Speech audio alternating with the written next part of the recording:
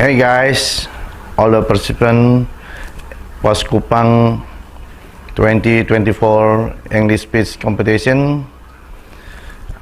I am Hari Alexander Rwikaho, the President Director of Bank Entity, wishing all the participants of the 2024 Pos Kupang English Speech Competition a happy competition. Uphold the value of sportsmanship and show the best version of yourself in this competition. May God bless you all. Thank you. Hi everyone, I'm Reni and I would like to wish you all the best for your English speech competition hosted by Pos Kupang. I know you are very fantastic participants and you will make it to the end. Wish you all the best and hello from Sydney, Australia. Assalamualaikum warahmatullahi wabarakatuh. Salam, salve, Om Swastiastu, Namo Buddhaya, salam kebajikan, salam sehat untuk kita semua. Saya Reginaldus Serang, Kepala Kantor Wilayah Kementerian Agama Provinsi Nusa Tenggara Timur. Dengan ini mengapresiasi kegiatan lomba English Speech tingkat SMA dan SMK se-Provinsi Nusa Tenggara Timur yang diinisiasi oleh Harian Pos Kupang. Kegiatan ini akan dilaksanakan pada tanggal 29 sampai dengan 31 Januari 2024. Menurut kami, kegiatan ini penting karena telah mengambil tema yang sangat aktual terkait dengan pemilu damai dan demokratis, pemilu bebas hoaks, dan pemilih pemula. Saya tentu atas nama keluarga besar Kantor Wilayah Kementerian Agama Provinsi Nusa Tenggara Timur yang melaksanakan tugas pembangunan di bidang pelayanan pendidikan agama dan keagamaan, dengan ini mendukung penuh kegiatan kontes English Speech ini. Akhirnya kami ucapkan selamat berkompetisi, semoga sukses, Pos Kupang selalu jaya. Wassalamualaikum warahmatullahi wabarakatuh. Salam, salve, Om Santi, Santi, Santi Om, Namo Buddhaya. Salam kebajikan, salam sejahtera, salam sehat untuk kita semua. Terima kasih.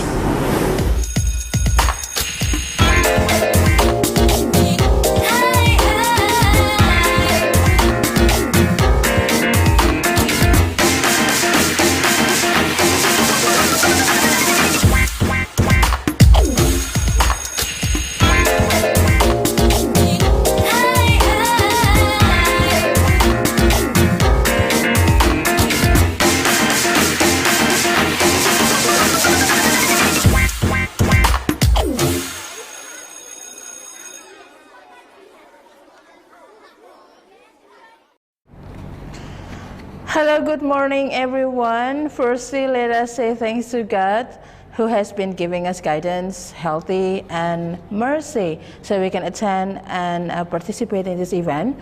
My name is Anitoda and it's a wonderful and precious chance to me to be your host today on Pos Kupang English Speech Competition 2024.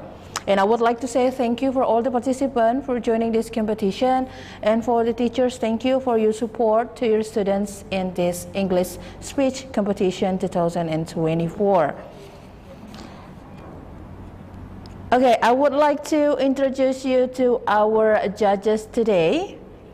Mr. Alexius Madar, he is a lecturer at Widya Mandira Catholic University, Kupang.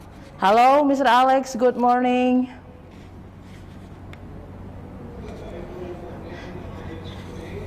Yeah, I'm wonderful as usual, thank you.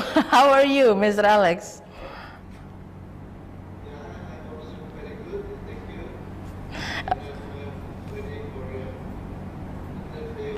Speech competition today. Yeah, today is our third day of Pos Kupang English Speech Competition. Thank you, Mr. Alex. Okay, you're welcome. And Mr. Tyson is our native speaker. Hello, Mr. Tyson, good morning. Hi, how you doing? Good morning. I'm good, thank you. How are you? And nice to see you in the third day of English speech competition. Yeah, we're getting through it. We're getting through it. There's a lot of people. Okay, Mr. Tyson, thank you so much. And Okay, thanks. for all the participants and teachers, as usual, we have some rules that you have to follow during this competition, and here they are.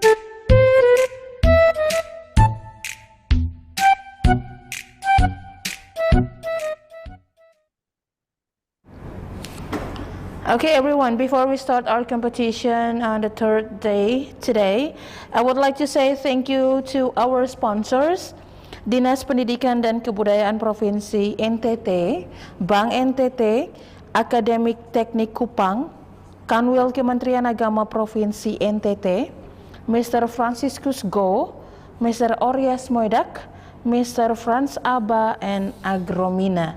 And all the participants and teachers, we are going to start our competition. And judges, we are going to start this competition from Anggraini Ati. She was in a second session on day 1, who had a problem with the internet connection. Anggraini Ati, number 36. And for others, except Anggraini Ati, please wait in the waiting room.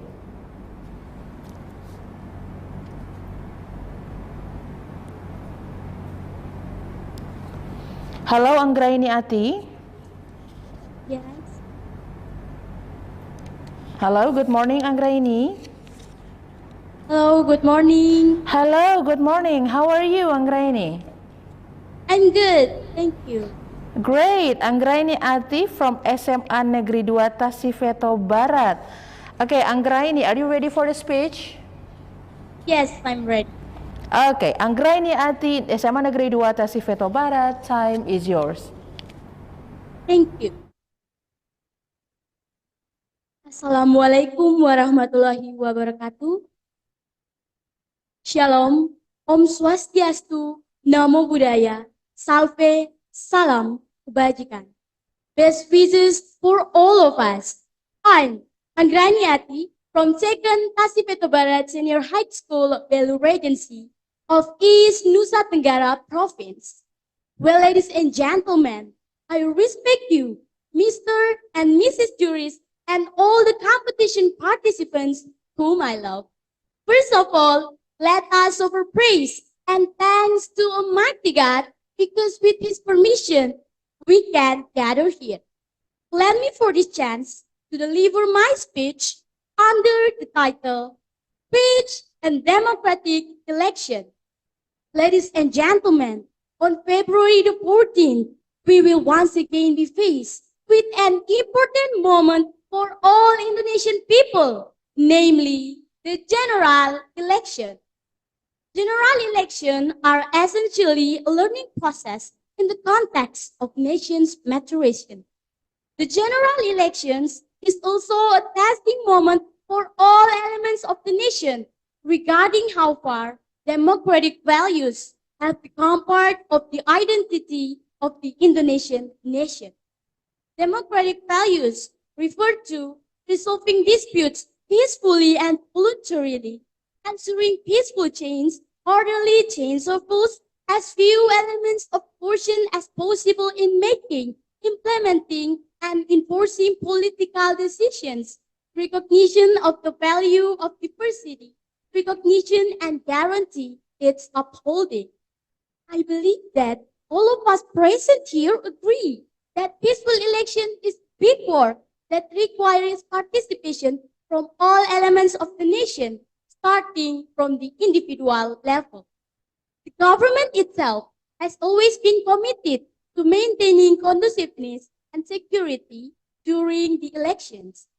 So, ladies and gentlemen, on this auspicious occasion, I invite brothers and sisters in accordance with the limits of their respective authorities and fields of affairs to, first, help ensure that peaceful elections are not merely interpreted as slogan, but rather as an effort to create a conducive atmosphere during the entire series of election states. Second, be willing that maintaining peace during the elections is the collective responsibility of all elements of the nation without exception. And third, help ensure that all elements involved in political campaign activities can carry out their roles without injuring the self, respect, and dignity of each party, including their political opponents. Likewise, it is not the time for the campaign period to be filled with activities that are unproductive and have the potential to cause unrest in society. Ladies and gentlemen, before I close my speech, let's work together so that the 2024 election can be proved that society has become smarter in politics, as well as a celebration of our maturity. That is all. Thank you.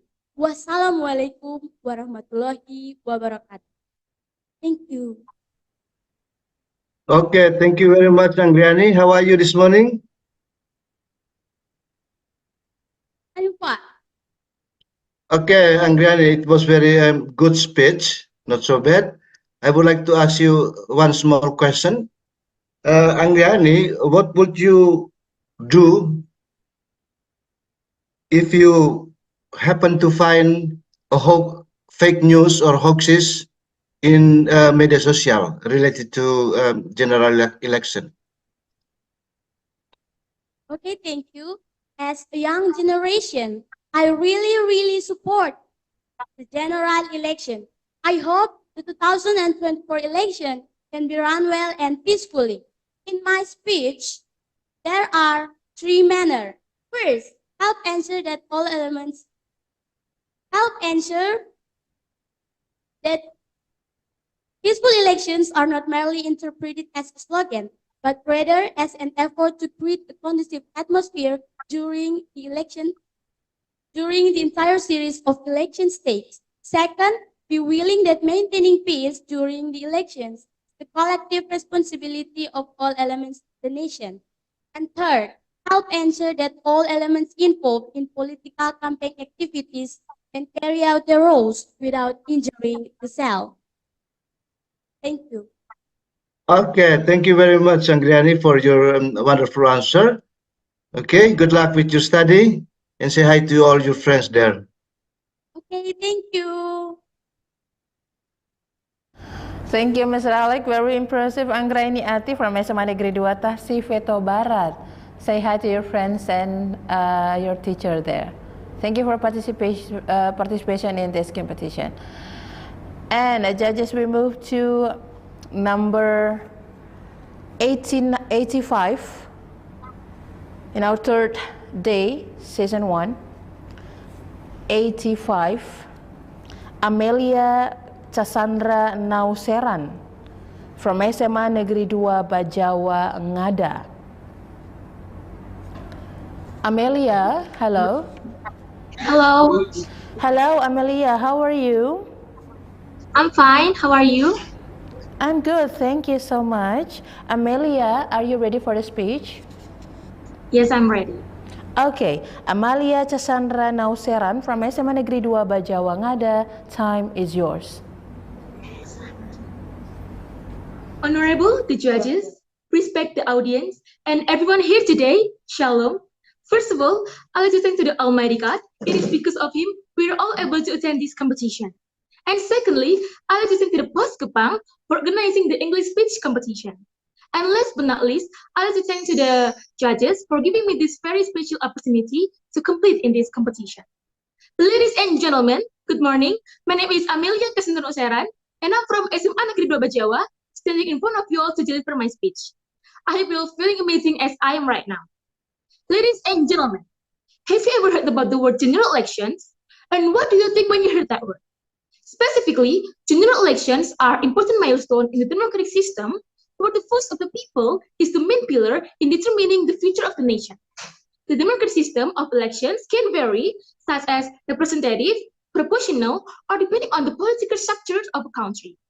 The democratic system of elections includes freedom of speech, access to information, and protections of human rights. Ladies and gentlemen, this is related to the subject that I will convey on this occasion, that is peaceful and democratic elections. So, what is peaceful and democratic elections? Well, peaceful and democratic elections are electoral processes that are conducting in line with democratic principles involving active citizen participation, fairness, openness, and non-violence. This includes voting rights, fair political competition, and recognition and protections of civil and political freedoms. Ladies and gentlemen, the purpose of peaceful and democratic elections is to create a great representative and produce a government that reflects the will of a people in peaceful and equitable manner. Peaceful and democratic elections are carried out by prioritizing several essential democratic principles. That's the first is active participation. It means all the citizens have the right to participate in the democratic system and use their votes to vote. The second is freedom of speech. It recognizes and protects the freedom of speech in every citizen. The third is fair political competition. Conducting elections with fairness and ensuring its candidate or party has an equal chance to compete. The fourth is accountability. It means to establish accountability mechanism to ensure that violations of law or ethical during elections can reasonably dealt with. The fifth is fair acceptance of results. It means recognizing and accepting results fairly, even by losing the parties, to maintain post-elections stability and peace. Ladies and gentlemen, in 2024, peaceful elections declaration organized by General Elections Commissions also states that holding peaceful elections can maintain unity, respect diversity, and create a safe and peaceful condition during elections. An example of peaceful and democratic elections has occurred in New Zealand in 2020, where the election process took place in a safe and peaceful condition and without significant incident that disturbed security or order. And the impacts received by New Zealand citizens is help maintain political stability, increasing political public trust in the political institution, and building a positive reputation in the eye of the international community. Ladies and gentlemen, on February 14, 2024, Indonesia will hold a democratic party, that is, elections of legislative members from the regional level to the central level and presidential elections.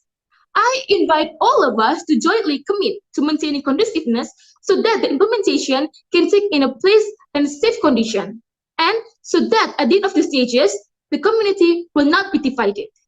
Ladies and gentlemen, that's all my speech. I hope that my speech will be useful in our life and the hereafter. Thank you for your attention and good morning. Okay, good morning, Amelia. Good morning, sir. Yeah, I agree with you that we have to have a peaceful and democratic election. Okay. Yeah, I want to hear from you. What are the steps that you should take or you could take in order to maintain a peaceful election? I'm sorry, sir. I can hear a question. Can you repeat again, please? Yeah, what are the concrete examples about the things, the steps that you could take in order to maintain the democratic and peaceful election? Okay, so the concrete is for and the bring good impacts, and the impacts is political stability and increasing public trust in the political institution and building a positive reputation in the eye of the international community. Okay, thank you very much for your answer, Amelia. Thank you. Thank you, Mr. Alex, and thank you, Amelia Cassandra Nauseran. You did a wonderful job this You're morning. welcome. Thank you for your participation in this competition. Say hi to your teachers and friends there. Okay. Okay, we move to number 86. Number 86, Josephine Eugenia Wirianata from SMA Swasta Kristen Waikabubak. Hello, Josephine.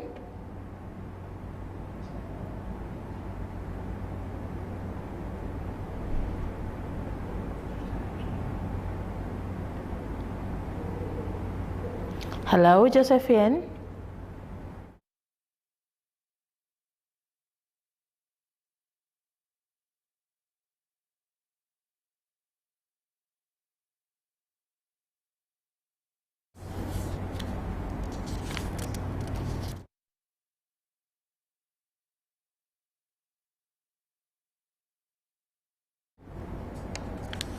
Okay, it seems that Josephine has a problem with the internet connection. Okay, judges, we move to number 87. We move to number 87. Yohanes R.T. Banase from SMA Swasta Seminari Lalian. Hello, Yohanes.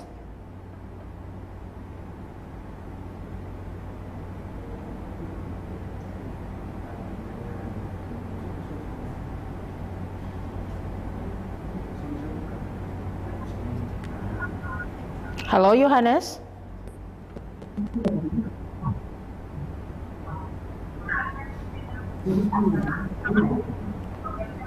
Yohanes Banase. Hello, good morning. Yes, I am. Okay, how are you? Yes. Good morning. I'm fine and great. And you? I'm great also, thank you. Johannes, are you ready for the speech? Yes, I am. Okay. Johannes R.T. Banase from SMA Swasta Seminari Lalian. Time is yours.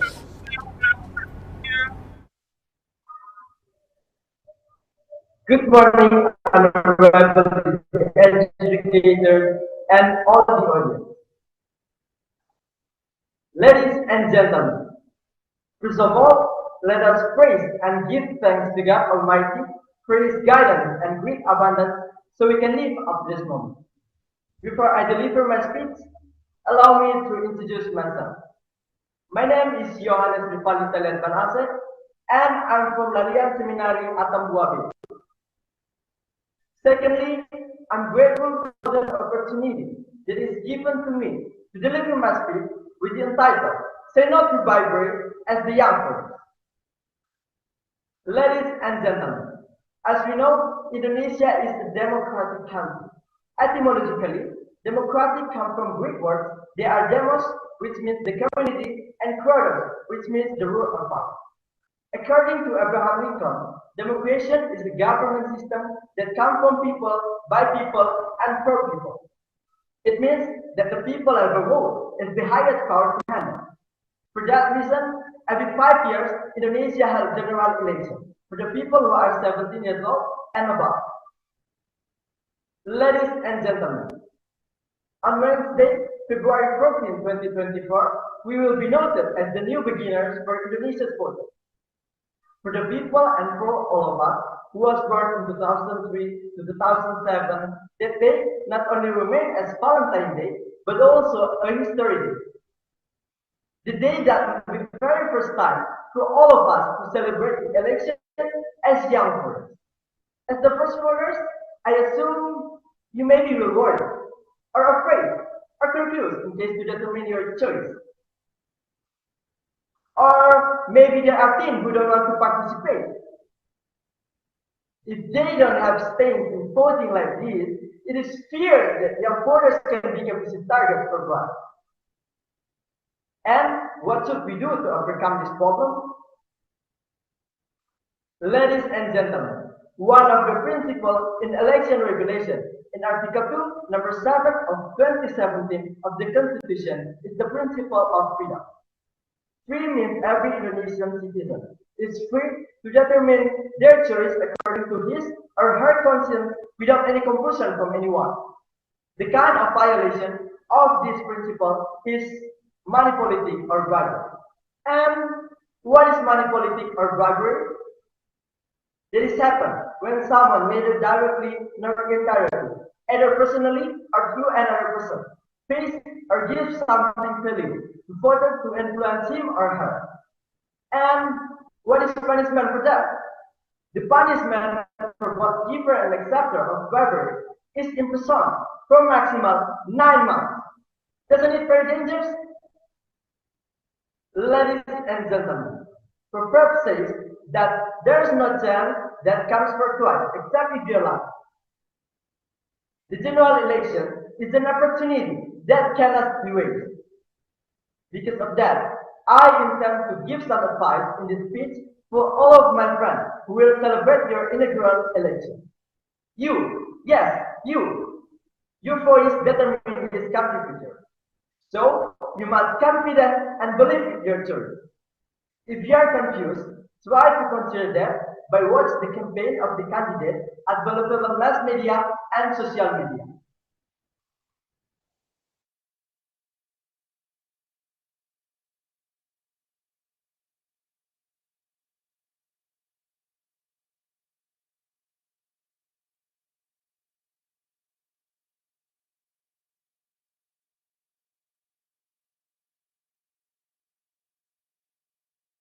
To not to be done with bribery from some responsible person. Furthermore, let us choose the leader who has good personality, public policy, vision and mission, and also track record for the benefit of the country and society. And the last but not least, your voice is what we are and what we're supposed to be in the future. Because of that, the bad possibility is if you don't participate in this election celebration, Indonesia will lose the most precise situation.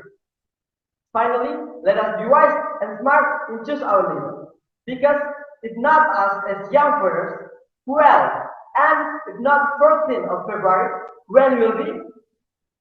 That's all my speech and thank you for your attention.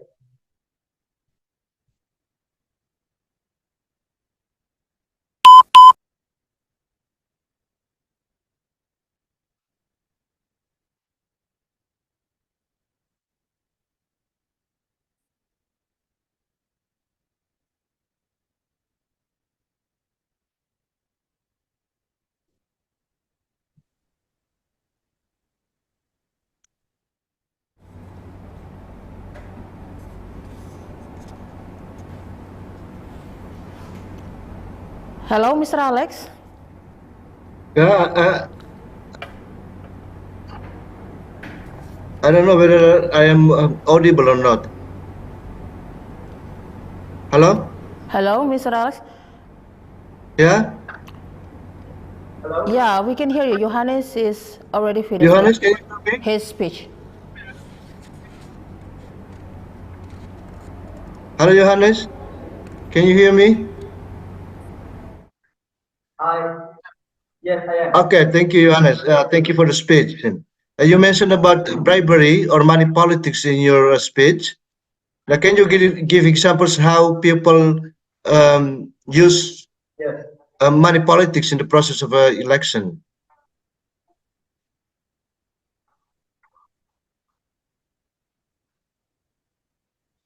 When someone do money politics or bribery, it is happen when someone made it directly and indirectly, either personally or through another person, pays or gives something to the voter to influence him or her.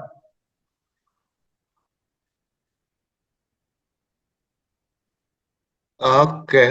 Thank you. It wasn't very clear, so but that's okay, no problem. Yeah, thank you for your answer, Johannes.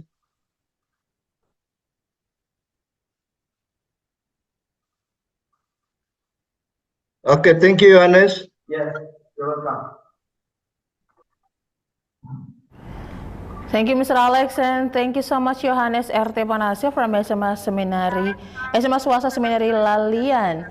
You did an amazing job this morning. Thank you so much. And we move to number 88.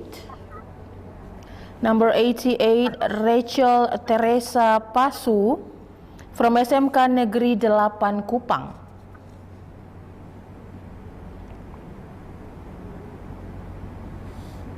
Hello, Rachel.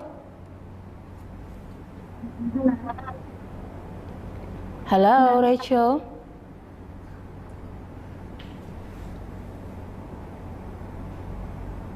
Morning. Assalamualaikum warahmatullahi wabarakatuh. Shalom. Salam. Om Swastiastu. Namo Buddhaya. Salam Kebajikan. To the Honorable the judges, my principal, and all of the participants in this speech competition. My name is Rachel Teresa Pasu. I'm from SMK Negeri 8 Kota Kupang. And today, I'm going to deliver a speech about a crucial aspect of our democracy, the role of young voters. First of all, let us be grateful for Almighty God, who until now still gives His grace and blessing, so that we can still meet with this. The claim of young voters is not just a phrase. It represents the heartbeat of our democracy. To the young individuals in our midst, you are not just the leader of tomorrow. You are the catalyst for change today. Your choices shape the future of our democracy, and your votes hold aspiration of us. In the realm of politics, your engagement is vital. Your fresh perspectives and innovative ideas can inject into our political landscape. It is a declaration to the kind of society you want to live in. I understand that navigating the political system may seem daunting, but your individual voice matters. Each vote cast sends a message contributing to the collective ways of change to divine of our democracy. Ladies and gentlemen, I urge you to be informed, to educate yourself with the issues that matter, to critically evaluate the policies that align with your values. Your choices is the shape of our future, and your vote is the active participation key to create a democracy. To my fellow young voters, I encourage you to not only embrace your right to vote, but also to inspire others. Modelize your peers, engage in discussions, and foster a culture civic of responsibility. Remember, democracy flourishes when the voices of citizens are united. In conclusions, young voters, you are the architects of tomorrow. Your choice shape the future of our country, and your votes hold the power to shape the future of our democracy.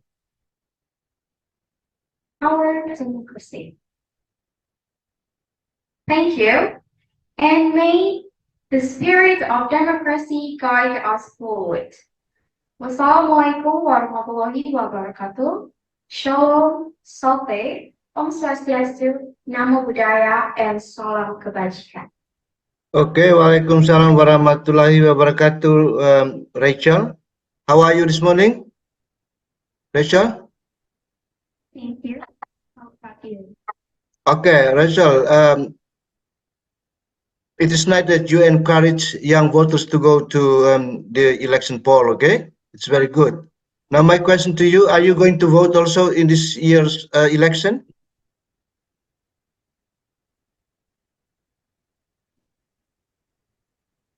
I'm not going to vote in this year. I'm sorry, can you repeat your answer? Not vote this year because I'm the winner. You are not going to vote because... No, I'm not going to vote. Okay, do you know why? Because I'm the winner. I'm the winner. My age is not valuable. Okay, because you are under the age of required age, okay? But do you know what are the names of the 3 presidential candidates?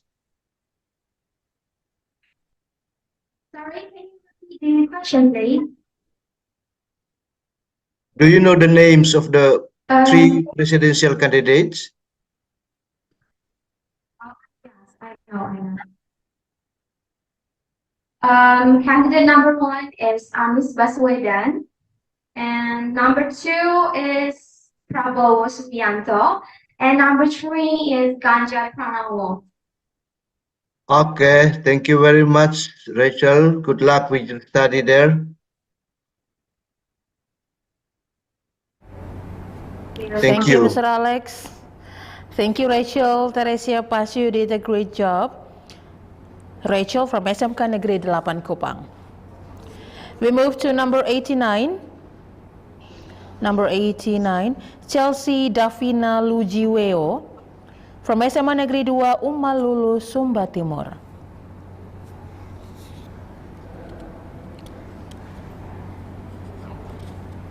Hello, Chelsea. Hello.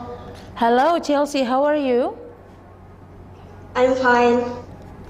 Great. Are you ready for the speech, Chelsea? Yes, I'm ready. Okay, Chelsea Davina Lujiweo from SMA Negeri 2 Umalulu, Sumba Timur. Time is yours.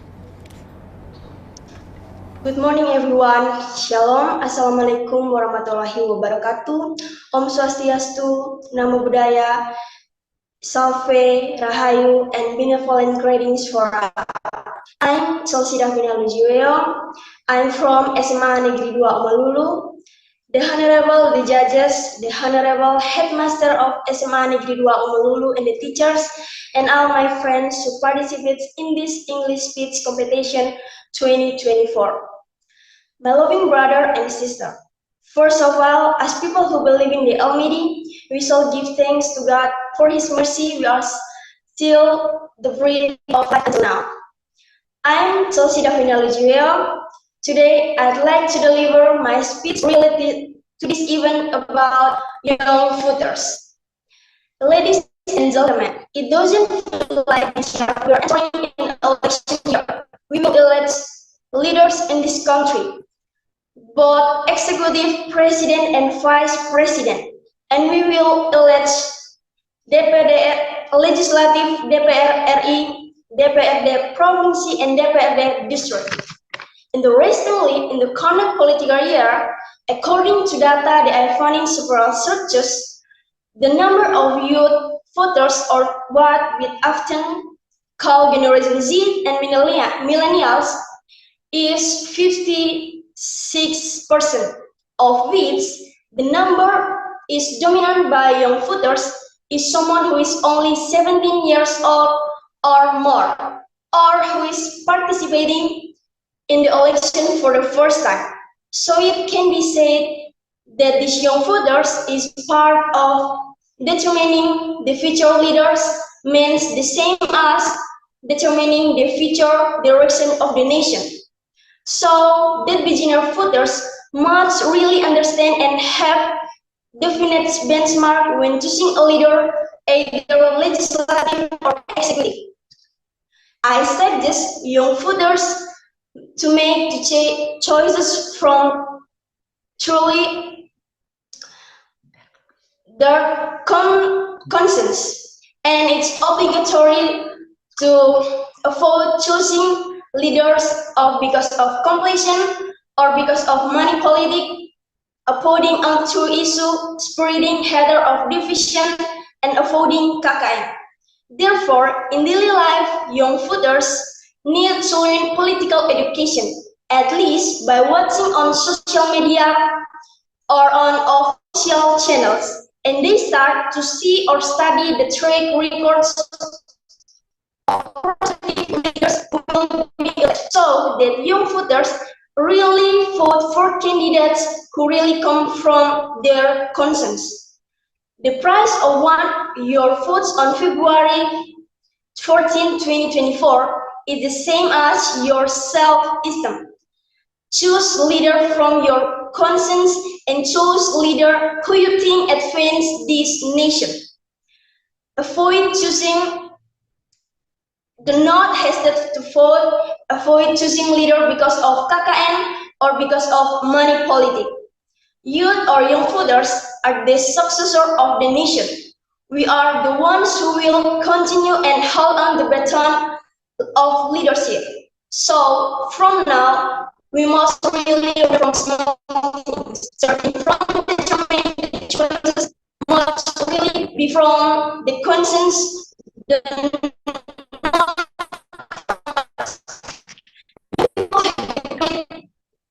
Young people have the right to make their own choices. Young people are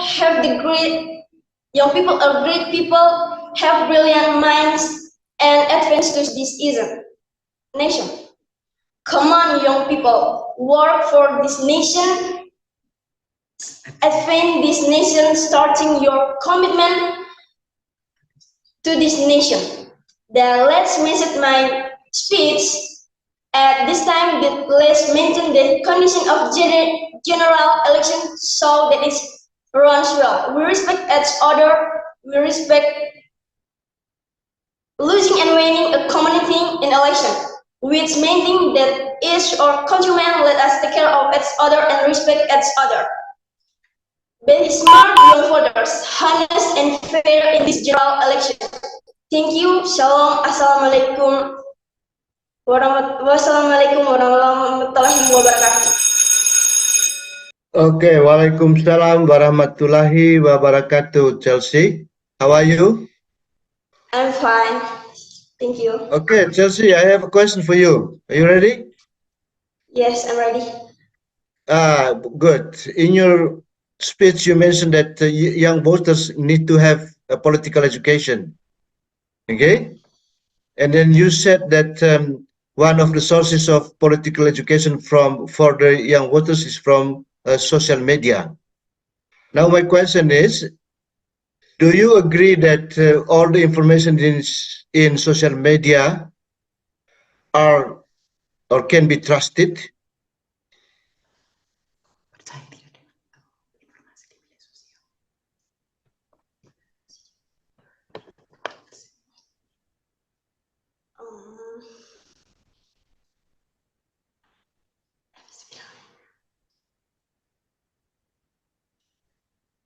I believe interestingly in the current political year, according to data that I found in several sources, the number of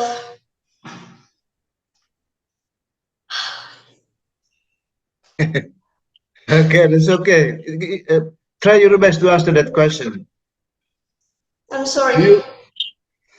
Yeah, go ahead. Please continue your answer.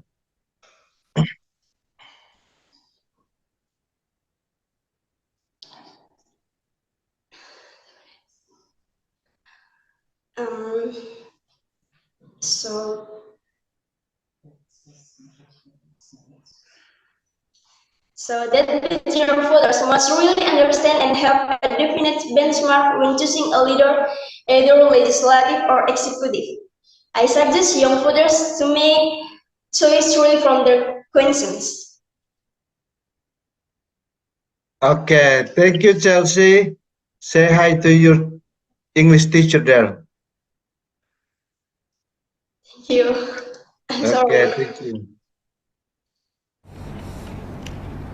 Thank you, Mr. Alex, and thank you, Chelsea Davina Lujiweo from SMA Negeri 2, Umalulo, Sumba Timur. You did a great job. Thank you for your participation.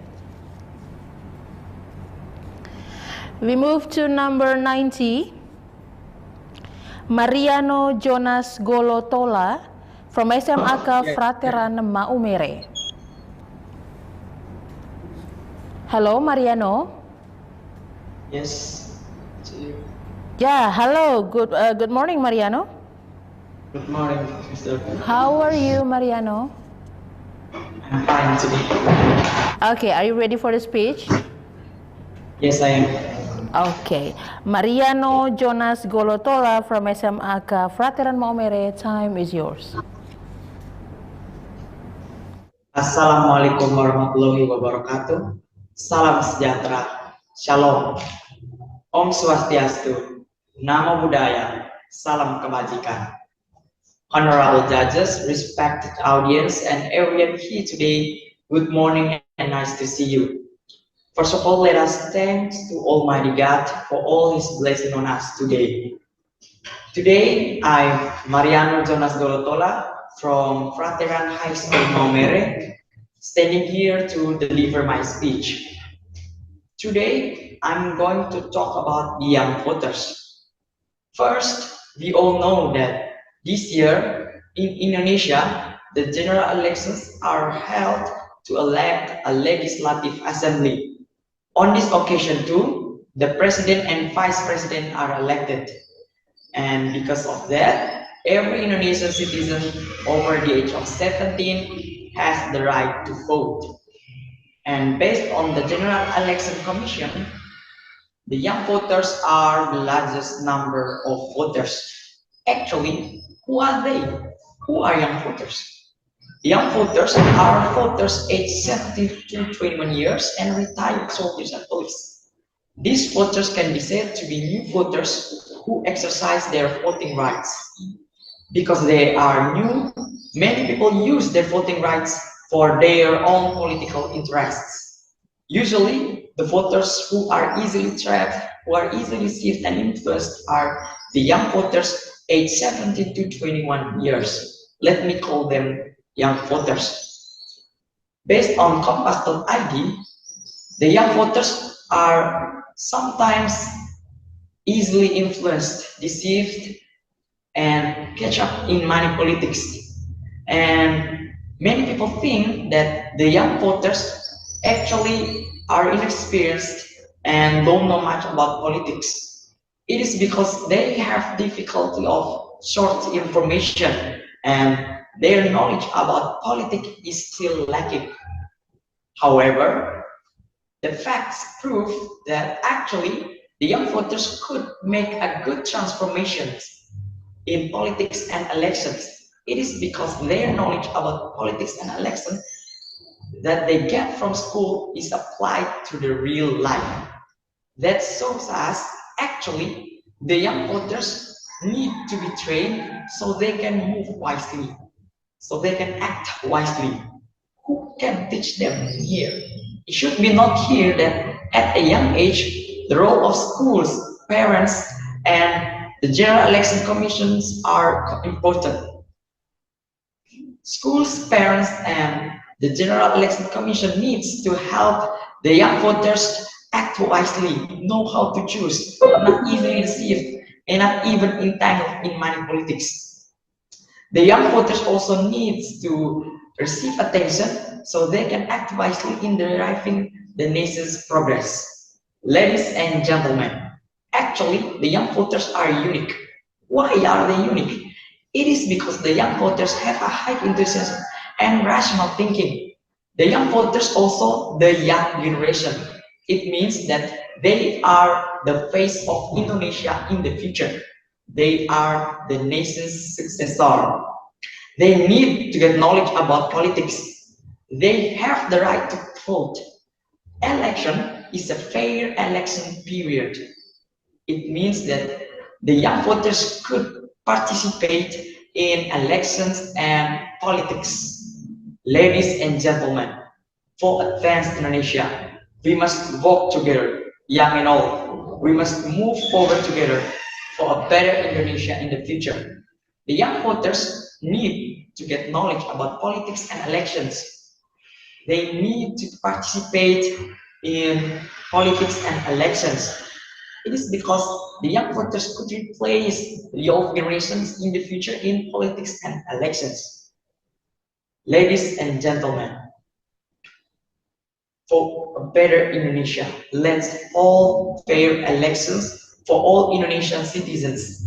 The young voters need to get knowledge about politics. Once again, they have the right to vote. It means that they have potential to get knowledge about politics and elections. It means also they could participate in politics and election. They are the face of Indonesia in the future. They are the young generation. They have the right to vote. Election is a fair election period. Let us move forward together for a better Indonesia in the future. Thank you. All right, thank you very much, Mariano. Yeah, how are you? I'm fine today. Okay, Mariano, are you one of the young voters this year? Yes, I am. So it means that you are going to vote, right? Yeah. How do you feel? Do you feel that you have enough political knowledge about election now? I think I still learn a lot. I must still learn a lot about politics and election. My knowledge about politics is not high, but I'm still learning. Okay, what do you think is the reliable sources of information that will provide you with political or election knowledge? Actually, politics and election for this year are important for all Indonesian citizens and also the young generation. The young generation also need to get knowledge about politics and election, and they need to participate in politics and elections. Do you believe that social media can be a reliable source of information for about election? Social media actually not reliable because sometimes hoax is applied in social media, but and social media also could bring the young voters also to have difficulty absorbing information. And actually, the young voters also participate in other websites also to have knowledge about politics and election, not also in social media. Okay, thank you very much, Mariano. Good luck with your study. Yeah, and happy watching.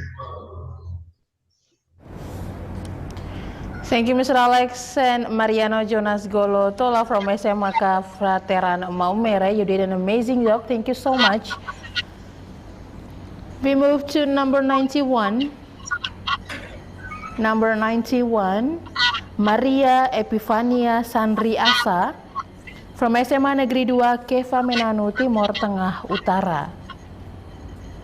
Hello, Maria. Hello. Hello, good morning, Maria. I'm good, thank you. Okay, are you ready for the speech, Maria? I'm ready. Okay, Maria Epifania Sandri Asa from SMA Negeri 2 Keva Menanu, Timur Tengah Utara. Time is yours. Shalom, Assalamualaikum warahmatullahi wabarakatuh. Om Swastiastu, Namo Buddhaya. Good morning and best wishes to all of us, the honorable judges and all audience joining this English speech competition in 2024 Through Zoom meeting, I extend my warm greetings. First of all, let us offer praise and gratitude to the Almighty, for it is only by His grace that we can gather here for joining English speech competition in 2024 through this Zoom meeting in good health and safety. On this occasion, allow me Maria Epifania Sandri Asa, a student from Senior High School to Kefa Manado, to deliver a speech about young voters. Ladies and gentlemen, young voters or millennial voters are voters whose age range is between 17 to 37 years old.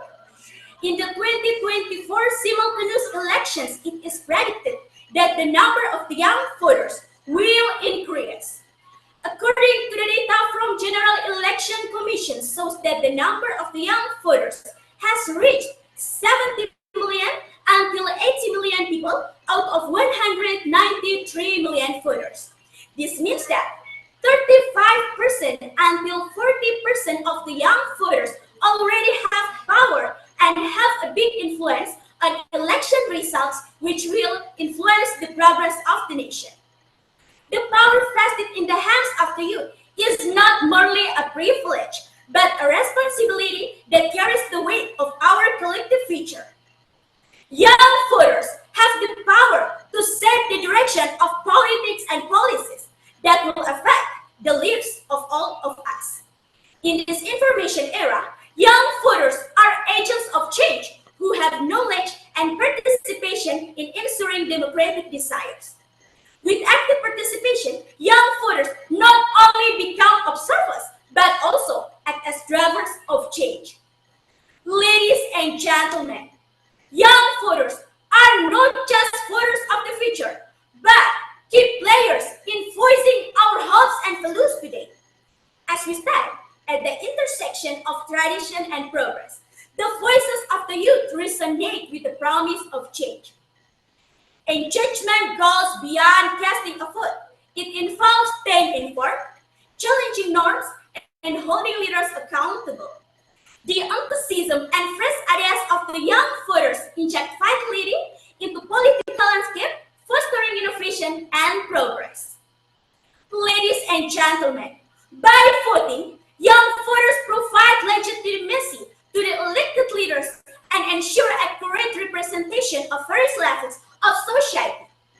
Their involvement forms a democracy that is dynamic and responsive to current development. So, the role of the young voters is not only as a witness, but also as an important pillar in building the foundation of an inclusive and sustainable society. By using their voting rights wisely, young voters help shape the roadmap for progress and shared prosperity. Young voters, you are the architects of tomorrow, the torchbearers of progress. Your ideas, aspirations, and convictions have the potential to transform the landscape of our nation. This isn't just about casting a vote, it's about steering the course of history. Our proclamator Sukarno said, young people, in your hands is had the power to save the fate of your nation. Don't take your right to vote for granted. You are the architects of tomorrow, and your vote is the foundation of this nation. Each vote is a brushstroke on the canvas of progress, a declaration of your vision for a better society. Exercise your right with purpose and let your vote reverberate as echoes of positive change. Therefore, I invite all of us to provide encouragement and support to our young voters, realizing that they are not only the leaders of the future, but also the main architects shaping the present. Be a quality young man, be proud of being a smart voter. That's all of my speech, and thanks for all attention. Okay, thank you very much, Maria Epifani. That's a wonderful speech. Okay, Maria Epifani, are you one of the young voters this year? Yeah, I'm also the young voters in this year. So you are going to vote this year, okay? Yeah, of course. Yeah, and do you agree that the young voters also need the more political education? Of course, because as young voters, we didn't have some experience about general election yet. Of course, I think before general election organized, General Election Commission should provide some socialization to young voters, especially as a student, about some education of politics and about general elections. So because of that, we can more understand about how to give our voting rights a general election. Because as we know, young voters have power and influence on election results, which will influence the progress of our nation on the future. So that's enough, and thank you. Okay, thank you very much, Maria Epifani. Say hi to all your friends and other young voters in your area. Bye-bye.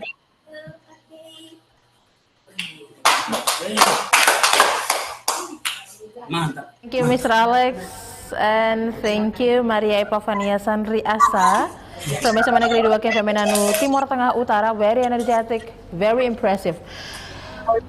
We move to number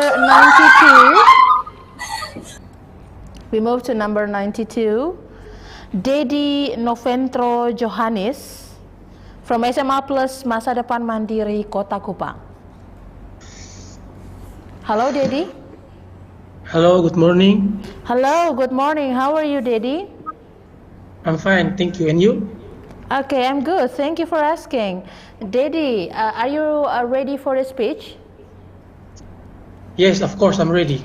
Okay, Dedi Novendro Johannes from SMA Plus Masa Depan Mandiri Kota Kupang. Time is yours. Okay, good morning, ladies and gentlemen. Firstly, I will give thanks to Almighty God, because with His blessing and mercy, we all can gather here in good health and without lacking anything. Secondly, I also thanks to POS Kupang for organizing this competition. The general election is a time when citizens use their right to vote. The general election also be held when the term of office of the country of leader has ended and must be replaced. The general election is expected to run smoothly, peacefully, and democratic. Hi, my name is Dedi Novendro Johannes, and I'm from High School of SMA Plus Masa Depan Mandiri Kupang. What is meant by peace and democratic general election? The peace and democratic general election means resolving dispute that may occur peacefully, guaranteeing peaceful change, orderly change of with as little element of coercion possible in the making, implementation, enforcement of political decision, guarantee the upholding of justice, advance knowledge. I believe that all of us present here, that peaceful generation are work that requires participation from all elements. So on this good opportunity, I invite everyone to first help ensure that general election can run peacefully. Secondly, be willing to agree that maintaining peace is a shared responsibility of all elements of the nation without exception. Third, ensuring that all elements involved carry out their roles without injuring the self-respect and dignity of each other, including political opponent. So let's work together and make the general election can be proof that people are intelligent in politics as well as celebrated of maturity as society. Thank you for your time. I am Dedi Novendro Johannes. That's all, and thank you. Okay, thank you very much, Dedi Johannes. How are you, Dedi? I'm a little nervous. Okay, but you're happy now that you finished with your speech, okay? Yeah. Okay, good. Dedi, I just have a small question. Are you one of the young voters this year? I think I'm not, because I'm underage and I'm also not have identity card. Okay, so because you are not 17 years old yet, right? Yes. Okay, just a question for you. How can we maintain a peaceful and democratic election? And first, we have to willing that peaceful of general election is run smoothly and peace of democratic. That's all. Okay, thank you for your answer, Daddy. Good luck with your study. Thank you. Say hello to all your friends there, okay? Yes. Okay, bye-bye. Yeah. Thank you, Mr. Alex and Daddy Novendro Johannes from SMA Plus Masa Depan Mandiri Kota Kupang. You did a great job. Thank you so much. Thank you so much. Okay, we move to number 93. Francisca Afrilan Ririn Siltiono from SMAN 1 Sambi Rampas, Manggarai Timur. Hello, Francisca. Okay, bye-bye. Hello. Hello, Francisca. Good morning. Good morning. Can you hear me? How are you, Francisca? I am fine. Great. Are you ready for the speech, Francisca? Yes, I'm ready. Okay, Francisca Afrilan Ririn Siltiono from SMAN 1 Sambi Rampas, Manggarai Timur. Time is yours. Thank you for the opportunity given to me. Assalamualaikum warahmatullahi wabarakatuh. Shalom, Om Swastiastu, Namo Buddhaya, Salam Kebajikan. Whom I respect the organizing committee, whom I respect the head of Dinas Pendidikan dan Kebudayaan Provinsi Nusa Tenggara Timur, whom I respect the honorable judges and all of the audience. My name is Francisca Afrilan Ririn Siltiono. You can call me Ririn. And I am representative from SMA Negeri 1 Sambi Rampas. Before I begin to deliver this speech about young voters, first I would like to invite you to thank to God, the Almighty who has given us mercy and blessing. So we can meet together in this blessed place in the best our health. Ladies and gentlemen, 1,000 old people can only dream. One youth can change the world. The words by Bung Karno, the proclaimer of Indonesian independence, should be a trigger and encouragement. This nation and country can progress because of the concern of its youth. Ladies and gentlemen, according to Election Constitution, Chapter 4, Article 198, the first paragraph, first-time voters are Indonesian citizens who are 17 years of age or older on voting day, who have the right to vote and who are not previously considered voters due to the provisions of the election law. In the realm of elections, there are what are called new voters. This category of voters includes first-time voters, voters who avoid their voting rights, voters who change their status from the detainee, voters who change their status from the national police, and voters who move in. New voters are part of the young voters. It is called beginner because the voters who will vote on February 2024 is 17 years old. As of July 2022, the KPU said there were 428,729 first-time voters. What beginner voters can do? First, filtering information in the digital world. As a generation born in digital era, young voters are very adept at using digital technology from social media to gadgets and other information technology devices. Information flowing into mobile device is a daily intake for this generation due to the tendency to agency in activities gadgets. The different sources of information obtained from mainstream media to social media should be a trigger and encouragement. Should be of concern to novice voters because quite a bit of information that the press on social media timelines actually contains oneself, disinformation and misinformation. Therefore, filter information received on social media, especially regarding election and leadership candidates, who are currently using social media as a campaign technique. The TSES survey states young voters are more active in expressing their opinions via social media than conveying them directly to public official or council members. To optimize influence on social media, Novice fathers also need to be given an understanding of ethics and responsibility in using social media. Training in digital literacy and critical thinking skills is necessary because critical attitude is very necessary in analyzing the best potential leaders. The manifestation of this critical attitude can be started by starting to pay attention of the social media accounts, election organizer, KPU, Bawaslu and others, election participants, affiliates of political parties and candidates, campaign advertisements, and gadget content to learn to hostility and division of age and threat. Second, actively spreading kindness. New fathers can also play a role in transmitting good and correct information to other or their close community, such as family.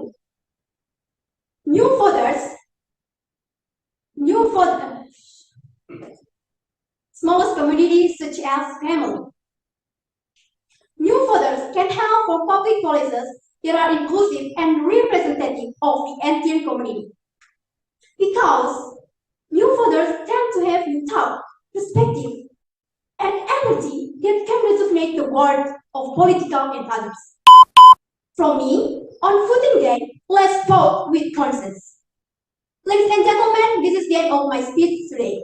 If there are more than not acceptable, I apologize and thank you. Okay, thank you very much, Francisca. Thank you, Francisca, for your speech. Hello, Francisca. Can you hear me? Hello, I can hear you. Not Okay, thank you for your speech. You're welcome. Okay, good. Francisca, I have a small question for you, okay? Yeah. When you found fake news or hoaxes related to general election in social media, what would you do? Can you repeat the question, sir? I can hear you. Okay, what would you do if you happen to find fake news or hoaxes in social media?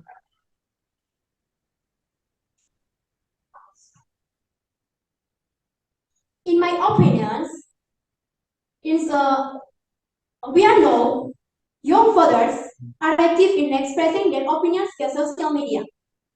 So in my opinion,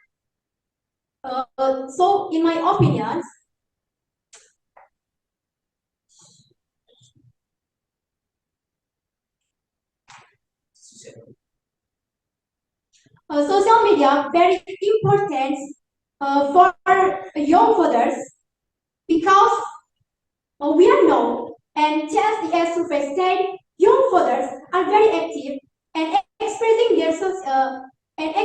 their opinions via social media, then conveying them directly to public office officials or council members. Okay, thank you very much for the answer. That's all from me. Yeah, thank you, Francisca. You're welcome. Yeah, and say hello to you, all your friends and the teachers there. Sambi Rampas. Yeah. Thank you, sir. Thank you, Mr. Alex, and thank you, Francisca Afrilan Ririn Seltiono from SMN 1 Sambi Rampas, Manggarai Timur. You did a wonderful job. Say hi to your headmaster, your teacher, and your friends there. We move to number 94. Number 94, Indah Putri Talan from SMKS Katolik Keva Minanu Timor Tengah Utara. Hello, Indah. Hi. Hi, Indah. How are you? I'm good. Great, Indah. Are you ready for the speech? Yeah, I am. Okay, Indah Putri Talan from SMKS Katolik Keva Minanu, Timor Tengah Utara. Time is yours. Assalamualaikum warahmatullahi wabarakatuh. Shalom, Om Swastiastu, Namo Buddhaya, Salam Kebajikan. The honorable judges and all participants, in short, ladies and gentlemen, first of all, let us express our thanks to Almighty God. Because of His mercy and grace, we can gather here, safe and sound. Ladies and gentlemen, today I am Indah Putri Talan. I stand before you to address two fundamental pillars that form the bedrock of a just and harmonious society: peace and democratic election.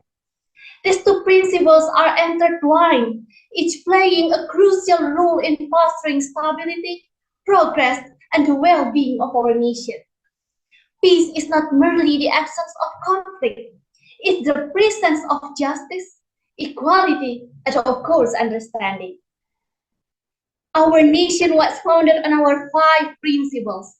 First is God, second is humanity, third is unity, fourth is society, and fifth is justice. In shaping the peace, we need the democracy from the society directly. It means that societies is the key and have the power to do the democracy actively. Ladies and gentlemen, here I want to explain that in general, we know that the word democracy consists of 2 words. First is demo, which means people, and kratos means for power. Therefore, democracy can be taught towards the power of people. Democracy provides an environment that respects human rights and fundamental freedoms, and in which the freely expressed will of people in exercise. And also, democracy improves the quality of decision making. Now, based on my point of view as a student, democracy is where societies play an active role. For example, we elect the chairman of OSIS as I experienced before. It means that all the school members taking part in OSIS election actively without instigated by other students. That's the basic education that I get and applied based on 5 basic principles that I told you before. Ladies and gentlemen, as we know that now we are preparing to hold election on 14 February 2024. Therefore, we need to know and we have to implement based on the principle of it being honest and fair. Based on the explanation before, democracy and peace cannot be separated, but these 2 terms are interrelated. Before I end my speech today, I want to invite all of you as the voters to be wise voters. Let's actively engage in dialogue, promote understanding, and work towards creating an environment where everyone's voice is heard. Let's build the partnership, trust, and safety for general election 2024. That's all from me. Thank you. Okay, thank you, Indah Putri Talan. How are you, Indah? I'm fine. How do you feel after you deliver your speech? I think it's very good. You think your speech was very good, okay? Okay, you mentioned about peaceful and democratic election, okay? Right? Right. Yeah, maybe can you give some concrete examples? How can we have a peaceful election?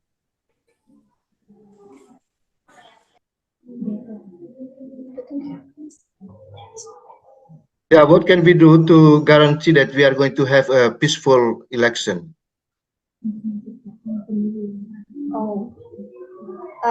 To peaceful election of 2024, we need to know and we have to implement based on the principles of being honest and fair. Okay, what is your contribution as a student so that we have peaceful, honest and fair election? As a student, I will continue and choose the societies remain peaceful. Okay, thank you very much for your answer, Indah Putri. Say hello to all your friends and the young voters in Kefa Manado. Thank you. Thank you, Mr. Alex. Indah Putri Talan from SMKS Katolik KV Menanu, Timur Tengah Utara. You did a great job. Thank you so much. And we move to number 95. Number 95, Maria Alwinda Lawas from SMAN 1 Riung Barat. Hello, Maria. Hello. Hello, how are you? I'm good. Okay, are Thank you you. ready for the speech, Maria? Yes, of course. Okay, Maria Alwinda Lawas from SMAN 1 Riung Barat, time is yours. Good morning and best wishes to all of us. The Honorable, the Director of Poskupang, judges, and all beloved audience. First of all, as believers, we should offer praise and gratitude to the presence of Almighty God. Because of His blessings, today we all are still in good health and joy. Secondly, I would like to thank to the Director of Poskupang who has given my school the opportunity to participate in this English speech competition. Ladies and gentlemen, before I deliver my speech, let me introduce myself. My full name is Maria Alwinda Lawas. You can call me Winda. I'm a student of Senior High School of West Riung Nada District.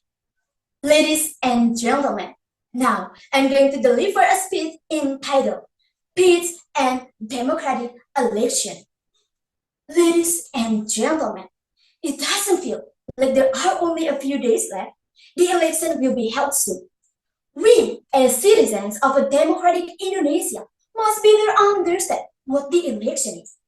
The election is a moment for all elements of the nation regarding how far the democratic value have become part of the identity of the Indonesian nation.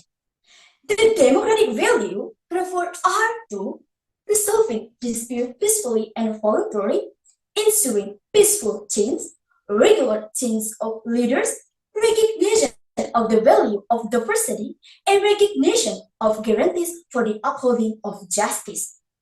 Ladies and gentlemen, the implementation of the election is said to be democratic if we, as Indonesian citizens who have the right to vote, can exercise our voting rights directly, publicly, freely, secrecy, honestly, and fairly.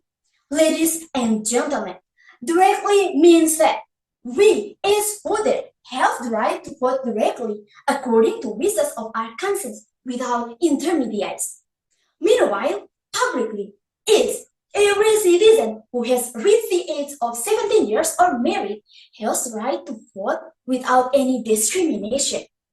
And then, freely, here is that we as voters have the right to vote without our conscience, without any coercions, pressure, and influence from other parties. Secrecy means the voter's vote is secret and only known by her or himself. Honestly, in this case, every element in holding the election must be honest in accordance with applicable laws. And the last is fairly. Every voter and political party must receive equal treatment and be free from fraud. Ladies and gentlemen, to make this momentum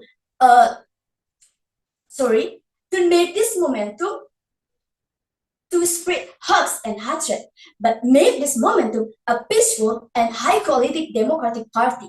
Remember that Engineer Sukarno once said, the election should not be a place of fighting. It means that when the election were held, this country has always tried to maintain peace. Ladies and gentlemen, finally, let's unite to develop this country. Whoever we choose, I believe we all have confidence that they are capable and responsible leaders in leading our beloved country. Through peaceful and democratic election, it ensures that the national integration is maintained. Ladies and gentlemen, that's the speech I delivered. Thank you for your attention. I hope that through this speech, we all can realize that the importance of peaceful and democratic election. And hopefully, we will be able to work together to make the 2024 election successful. Thank you.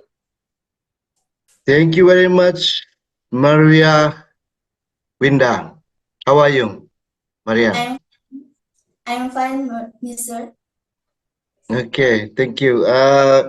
Maria, you mentioned about maintaining peaceful and democratic, Yes, right? yes, right.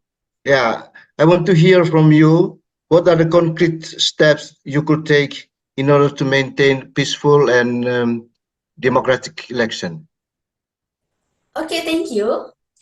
First, I must obey the rule. And I, as the young voters, must take a part in the election itself. And I, as the young voters, must invite my friends to always maintain peace during the election itself. Thank you. Thank you very much, Winda. You're welcome, Good luck sir. with your study, okay? Okay, sir. Yeah. Thank you, Mr. Alex. Maria Alwinda Lawas from SMA N1 Riung Barat, you did a wonderful job. Thank you so much for your participation in this competition. And we move to number 96. Number 96, Wilda Aprilianti Belli from SMA Negeri 1 Kalabahi Alor. Hello, Wilda. Hello, Miss. Hello, how are you, Wilda? Okay, I'm fine, but actually I'm not fine because I'm really nervous. Oh, it's okay. You will deliver the speech with a high confidence, right? Yeah. Okay. Are you ready for the speech? Yes, I am. Okay, Wilda Aprilianti Belli from SMA Negeri 1 Kalabahi Alor, time is yours. Good morning, everyone. I am Wilda Aprilianti Belli from SMA Negeri 1 Kalabahi. Honorable judge and my care attendees, praise and gratitude shall be given to Almighty God because only by His grace today we can carry out the English speech competition at this time with the topic Young Voters Should Stand and Fight for Fair and Honest Election in 2024. Ladies and gentlemen, today as a part of the younger generation, I stand here to speak to all my friends who play a very important role in the election in February. Especially to all of you, the first-time voters who will be faced with a new choice that will shape the future of our country. Voters are Indonesian citizens who are 17 years old or elder or have been married. New voters or young voters are citizens who are registered by the election organizer in the voter list and have to take part in the election or vote for the first time since the election were held in Indonesia with an age range of 17 to 21 years old. Usually, these young voters are still often confused about what should they do in the election. So, there are 4 strategies that young voters can do for fair and honest election in 2024. First, track the candidate track record and work program. The first crucial step is to track the track record, vision and mission and work program of each candidate. Choose a candidate who not only has a measurable work program, but it is also realistic to run. Avoid candidates who only create a work program to gain public sympathy. As young voters, choose those who can prove their integrity and equity to realize their vision. Second, fight money politics. In the medieval of democracy, money politics is also temptation. Young voters should not be taken by overall money. Rejecting money politics is a form of respect for democracy and rejecting the practice that harm the community as voters. Choose the candidates who are free from money politics to ensure the sustainability of the healthy democracy. Third, be a sovereign voters. Young voters should not be affected by political intervention from any party. Maintain independent voting and keep political decisions as an expression of personal will. Choose the best sons and daughters of the country who have integrity and capability to represent the people in the parliament and lead our beloved country, Indonesia. Fourth, encourage people around you to utilize their voting right. The importance of the voting right should not be ignored. As a young voters, encourage people around you to utilize their voting right, not to abstain from voting. Abstention is not a wise choice because every vote has a huge impact on the future of the country. Together, we can contribute to the progress of Indonesia in the next 5 years. Therefore, I urge the young voters to play an active role in exercising their voting right, because elections are a means of realizing the people's sovereignty, which is carried out directly, generally, freely, secretly, fairly, and honestly, to produce the leaders or representatives of the people who has qualified, ability, and responsible in the Unitary State of the Republic of Indonesia based on Pancasila and 1945 Constitution. This I convey this speech. Hopefully, it will be useful for all of us, especially young voters. Please apologize if there are any wrong words. That's all from me. Thank you for the attention. Okay, thank you very much, Wilda. Yeah, you're welcome, Master. Yeah, okay. Wilda, it seems that you really hate money politics, right? Yeah, of course, because it is so. I really like it because why so you buy people voice with money? You are so not sportive. Okay. In your opinion, who usually perform money politics? I'm sorry, Mister. Can you repeat the question? I don't hear your voice. Okay. Who usually use money politics during the election? The candidate, maybe legislative candidate. It is very general in my environment. It's very general. So you experienced that already.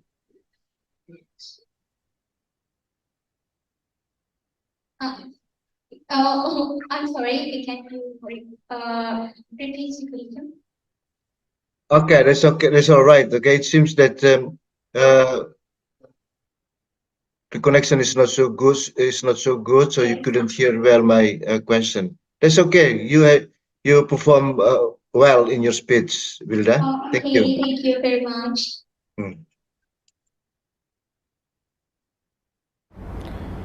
Thank you, Mr. Alex. Thank you, Wilda Aprilianti Belli from SMA Negeri 1 Kalabahi Alor. You did an amazing job today. Thank you for your participation in this competition. And we move to number 97. Number 97, Wilson Tanamal from SMA Negeri 2 Borong, Manggarai Timur. Hello, Wilson. Yes, Miss. Yeah, how are you, Wilson? I'm fine, thank you. Okay, are you ready for the speech? Yes, sure, I'm ready. Okay, Wilson Tanamal from SMA Negeri 2 Borong, Manggarai Timur, time is yours. Ladies and gentlemen, this issue of fraud in election is a quite sensitive and controversial topic in Indonesia ahead of the upcoming election. Surely, we all think about the backgrounds of the various parties that commit fraud and spread hoaxes in the elections. Sure, of course, each legislative candidate competes fiercely to fight for the position they desire in the world of politics and leadership in Indonesia. Politicians also use various methods to polish their own image in public. With this position in the world of politics, legislative candidates have been blinded by position and power and have resorted to various inappropriate methods for the sake of political victory. Ballot box theft, bribery and corruption, violence, as well as hoaxes and misinformation spread through various media, easily influence the public as voters in elections. Do we all want this country to have a political journey that is not in accordance with nation dreams and aspirations? Can we allow and continue to elect potential leaders without wise actions? Certainly not. Our country is a country that must have a bright future and become a developed nation. Can we realize elections that are free from hoaxes and smear campaigns? Shalom. Good morning. Honorable judges, the Government of Education and Culture, all of the participants of the English speech, the audience, and my friends. Thank you for the opportunity has been given to me. My name is Wilson Tanamal, and I'm from SMIN Dua Borong, and I'm here to give my speech with the title Hoax-Free Elections. Ladies and gentlemen, elections are a crucial moment in democracy regarding how society participates and determines the direction of government in the future. What deserves our collective attention is that, as a society, we must be critical in retrieving news and all information regarding the political field, legislative candidate, and political campaigns that characterize the beginning of the year leading up to the election. The phenomenon of reporting hoaxes or fake news is increasingly rampant and influences voter perception and decisions. To ensure that the democratic runs smoothly, we can take various steps to counter hoax news. In this way, the public must have access to the widest possible information on their goals, so they can decide who to vote for. Democracy in the country sovereignly is in the hands of the people. For this reason, the decision behind the voting booth in the 2024 elections are very strategic because they determine Indonesian development desire in the next 5 years.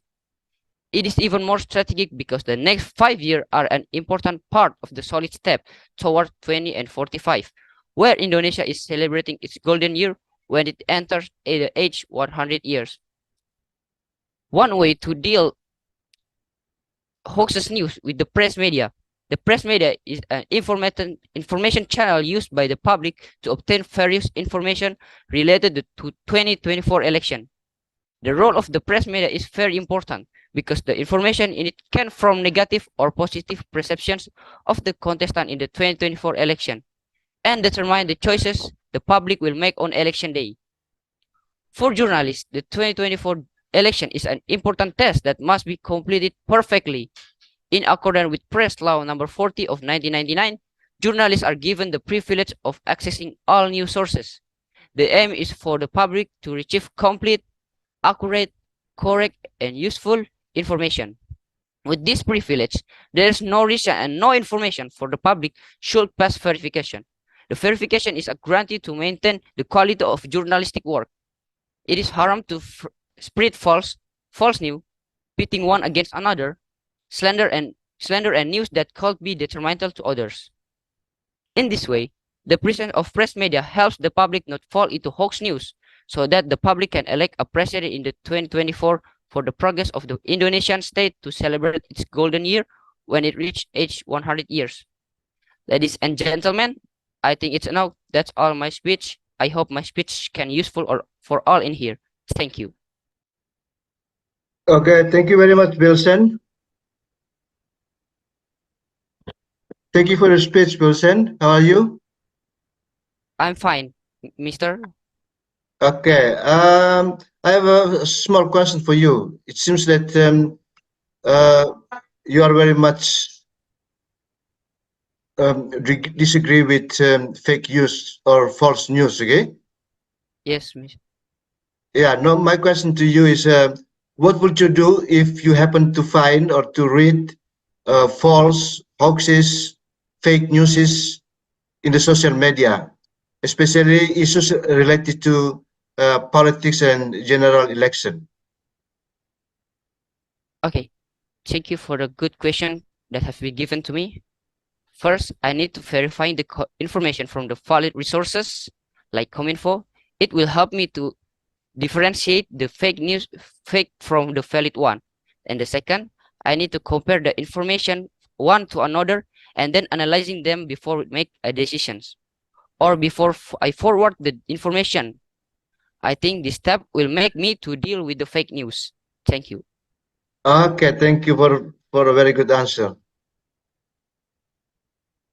You're Good luck with welcome. your study and say hello to your teachers there, okay? Yeah, yes, thank you, Mr. Thank you.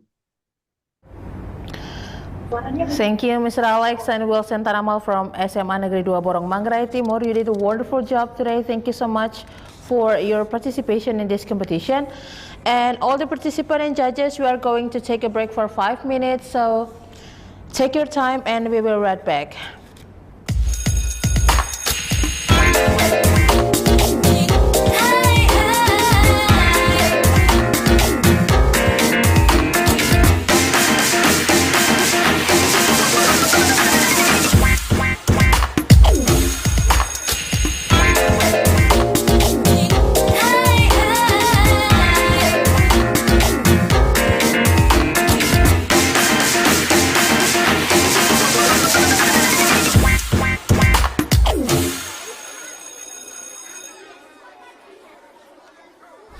Hey guys, all the participants Pos Kupang 2024 English Speech Competition. I am Hari Alexander Rwikaho, the President Director of Bank Entity, wishing all the participants of the 2024 Pos Kupang English Speech Competition a happy competition. Uphold the value of sportsmanship and show the best version of yourself in this competition. May God bless you all. Thank you.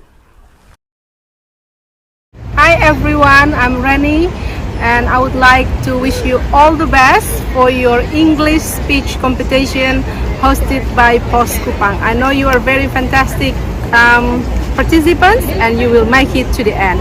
Wish you all the best and hello from Sydney, Australia.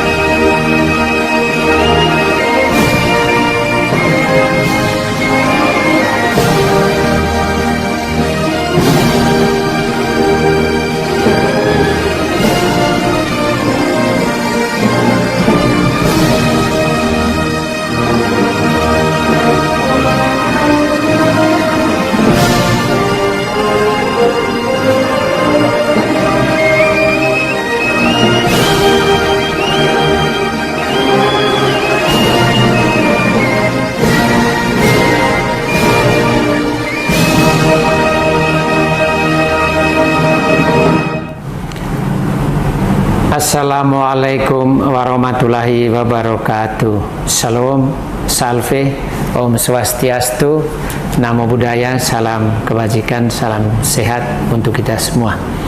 Saya Reginald Serang, Kepala Kantor Wilayah Kementerian Agama Provinsi Nusa Tenggara Timur. Dengan ini mengapresiasi kegiatan lomba English Speech tingkat SMA dan SMK se-Provinsi Nusa Tenggara Timur yang diinisiasi oleh Harian Pos Kupang. Kegiatan ini akan dilaksanakan pada tanggal 29 sampai dengan 31 Januari 2024. Menurut kami, kegiatan ini penting karena telah mengambil tema yang sangat aktual terkait dengan pemilu damai dan demokratis, pemilu bebas hoaks, dan pemilih pemula. Saya tentu atas nama keluarga besar Kantor Wilayah Kementerian Agama Provinsi Nusa Tenggara Timur yang melaksanakan tugas pembangunan di bidang pelayanan pendidikan agama dan keagamaan, dengan ini mendukung penuh kegiatan kontes English Speech ini. Akhirnya kami ucapkan selamat berkompetisi, semoga sukses, Pos Kupang selalu jaya. Wassalamualaikum warahmatullahi wabarakatuh. Salam, salve, Om Santi, Santi, Santi Om, Namo Buddhaya.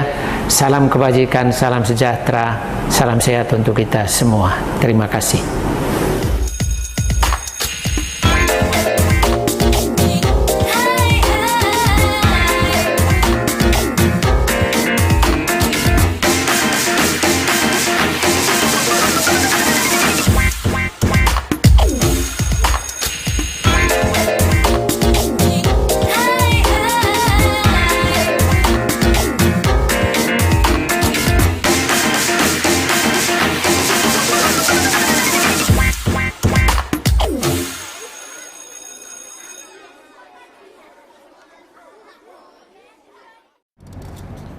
Welcome back to Pos Kupang English Speech Competition 2024, and we're still in the first session today. And judges, we start from number 98.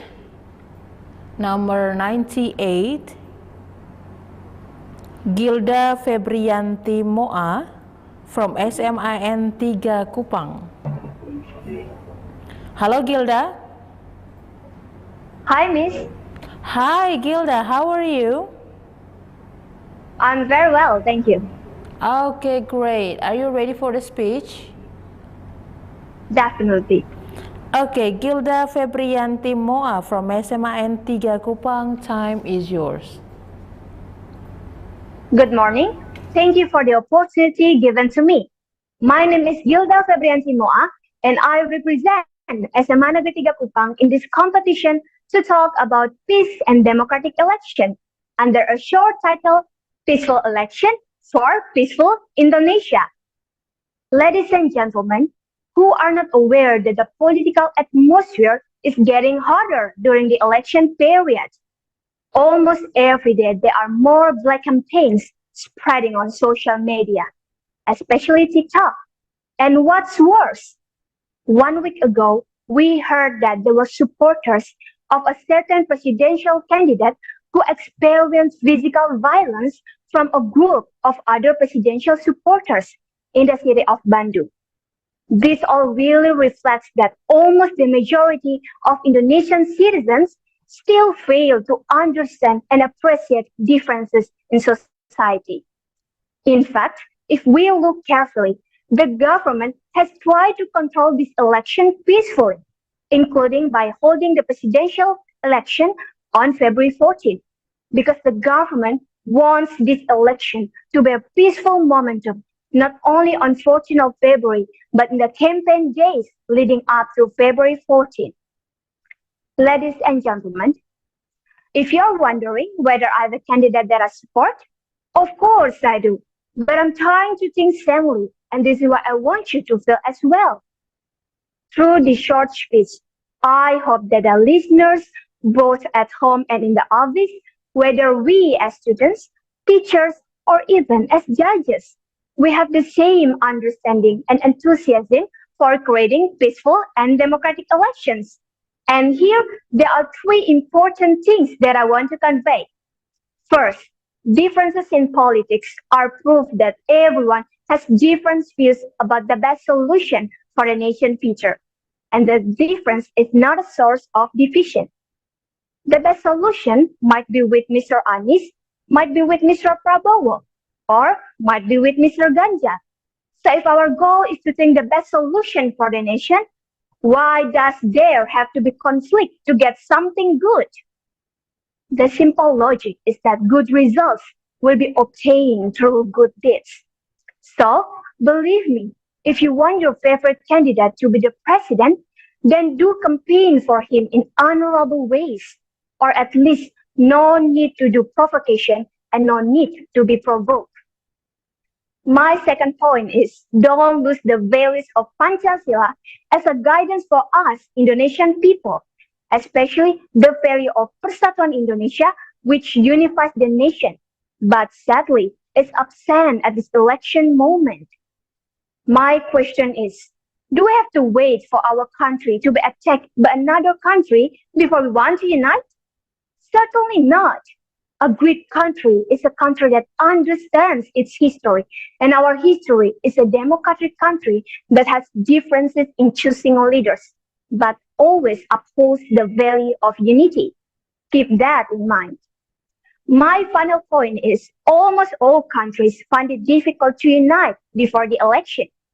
Indeed, the current political divisions are the worst. But if we look back, divisions in politics are nothing new, because the society until this day has not fully understood peace, so it continues. But imagine if in the 2024 election, we break the chain of political division with various peace movements, then this will be recorded in history. And if February 14th is deliberately made the date to vote for our favorite candidate, then let's support the government's vision to create peaceful elections. Ladies and gentlemen, if I'm the only person who has the spirit of peace towards the election, then this speech will be in vain. But if everyone who is listening to this speech spread the spirit, this will make an ultimate move to bring change. So let's hope peaceful election for a peaceful Indonesia. I'm Gilda, be the agent of peace. Thank you very much, Gilda. Thank you, sir. Yeah, okay. Thank you for promoting a peaceful and democratic election, okay? Okay, sir. Okay, Gilda, I would like to hear from you as a young voters, as a young generation. What would you do when you found fake news or hoaxes or false news in social media, especially the issues related to elections and politics? Okay, first of all, thank you, Judge, for the question. Well, as a student, I've met so many bad campaigns on social media, especially TikTok, Twitter, and Instagram. And well, as a young voters, I will give advice for them, and also I will provide positive comments. But if they continue again, then I will report all the hate comments, all the hate videos, or also hoax reported. And well, I'm sure that to be the good results will be obtained through good deeds. I think that's all from me, sir. Okay, thank you, Willa. Good luck with your study and say hello to your teachers there, okay? Okay, sir. Thank you so much, sir. Thank you. Thank you, Mr. Alex and Gilda Febrianti Moa from SMAN 3 Kupang. Very impressive. Thank you so much for your participation in this competition. And we move to number 99, Rifkia Dwi Putri Aryani from SMA Negeri 1 Atambua. Hello, Rifkia. Hello. Hello. How are you, Rifkia? I'm fine. How about you? I'm good. Thank you for asking. Are you ready for your speech? I'm super ready. Okay, great. Rifkia Dwi Putri Aryani from SMA Negeri 1 Atambua, time is yours. The honorable judges of English speech competition and respected audience. Assalamualaikum warahmatullahi wabarakatuh. Shalom, Om Swastiastu, Namo Buddhaya, Salve, Salam Kebajikan. First of all, let us praise to the Almighty God because of God's blessing we are able to attend this English speech competition. I would like to say many thanks to the judges of English speech competition who have given me opportunity to deliver an English speech today. Before I deliver my speech, let me introduce myself. My name is Rifkia Dwi Putri Aryani from 1 Atambua Senior High School. Ladies and gentlemen, as we know that we will hold a 5-year routine in our country, namely the general election. Elections stand as a pivotal moment in determining the future direction of our nation. And it is our collective responsibility to ensure that this process unfolds fairly, transparently, and free from the dissemination of false information or hoaxes. Hoax-free election from the Rabas Foundation for an Intelligent and Responsible Society. Every time before the election, there are many hoax news about the election that spread endlessly. Especially now that we live in an era where information flows so fast, and there are still many people who believe the hoax news. Why do I say that? Because the fake news affect people quickly. As voters, we play a crucial role in ensuring that information we receive and share is accurate and accountable. The greatest challenge lies in the threat of hoaxes is that can undermine the integrity of our democratic process. Therefore, let us commit together to combat the spread of false information. Firstly, through adequate ethical education, we can enhance the information literacy of the public so that they can critically discern and comprehend news. Secondly, support for independent and professional monitoring institutions is ensured that election process fairly without interference of hoaxes. In conclusion, ladies and gentlemen, the responsibility of our country's hoax-free election is in our hands. It's not just the government responsibility, but it's something that all of us need to contribute to. By collectively safeguarding election from hoaxes, we can shape a society based on accurate information, support qualified leaders, and build a better future. That's all my speech. To closing the speech, my sincere appreciation goes out to all of you for your attention and your actively engagement in exploring this important topic. If there is any mistake, both of my speech or my movements, I apologize profusely. And ladies and gentlemen, may we all actively contribute to realizing hoax-free election for integrity of our democratic process. Thank you. Wassalamualaikum warahmatullahi wabarakatuh. Okay, Waalaikumsalam warahmatullahi wabarakatuh, Rifkia. Okay, Rifkia, you said that many people still believe in hoax. Yeah, How about yourself? Do you believe in hoax? I don't believe in hoax because it's not a fake news. It's a hoax. We should believe fake news because if we believe a hoax news, that can make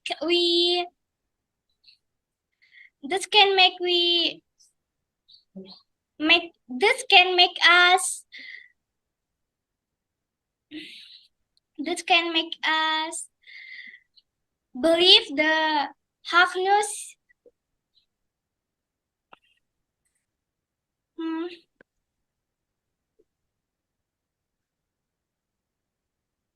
Okay, so please do not believe hoax news. Okay, you have to be smart. Yeah, you have to be. We have to be smart. So and if you know that it is a hoax, please don't spread, don't distribute it to other social media. Okay. Right. Okay. Thank you so much. Okay. Thank you, Rifkia. Good luck with your study, and say hello to your friends and teachers there. Hello. Thank you, everyone. Thank you, Mr. Alex. Thank you, Rifkia Dwi Putri Aryani, SMA Negeri 1 Atambua. You did an amazing job today. Thank you for your participation. We move to number 100. Wiwit Huria Rifmah from SMAN 2 Kupang. Hello, Wiwit. Hello, am I audible and visible? Yes, Wiwit. Wiwit, are you ready for the speech? Yes, of course. Okay, Wiwit Huria Rifmah from SMAN 2 Kupang, time is yours. Good morning, the honorable judges and the honorable audience. Do you know that the participation of the young generation and involvement in a general election in Indonesia is still low? I stand before you today with a heart full of passion and hope to discuss an important aspect of the foundation of our democracy: the extraordinary role played by youth in the modern era, especially in the context of electronic activism. Our theme today is Beyond the Hashtags, Youth and the Power of Electronic Activism. As we gather here, let us open our hearts and minds to understand the critical role that young people play in determining the direction of our future. Ladies and gentlemen, we live in a digitally connected world where messages can spread very quickly through social networks.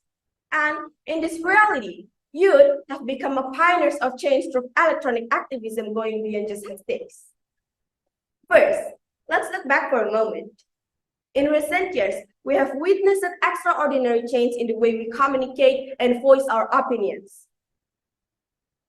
And the first one is social media has become a major platform where youth share ideas, voice concern, and of course, rally support using hashtags. However, we have to ask ourselves, is our activities just limited to posts and hashtags? Is the power of social media just limited to trending topics? Beyond the hashtags, there is a power that we have not fully maximized. Social media is not only a place to voice opinions, but also means to mobilize, organize, and embrace our real change. Youth voters have the power to push important issues onto the public agenda and force the change. Through social media, we voice our dissatisfaction with injustice, we fight for human rights, and we raise awareness about issues that may be overlooked by traditional media. Hashtags are just the start. Now is the time for us to make these activities a motor for a real change. As youth voters, we must be able to voice our rights. We must be wise in choosing state leaders. If not us, who else? Youth voters have the voice. Youth voters are not just a few additional voices in the Democratic Party, but an essential pillar that shapes our political landscape.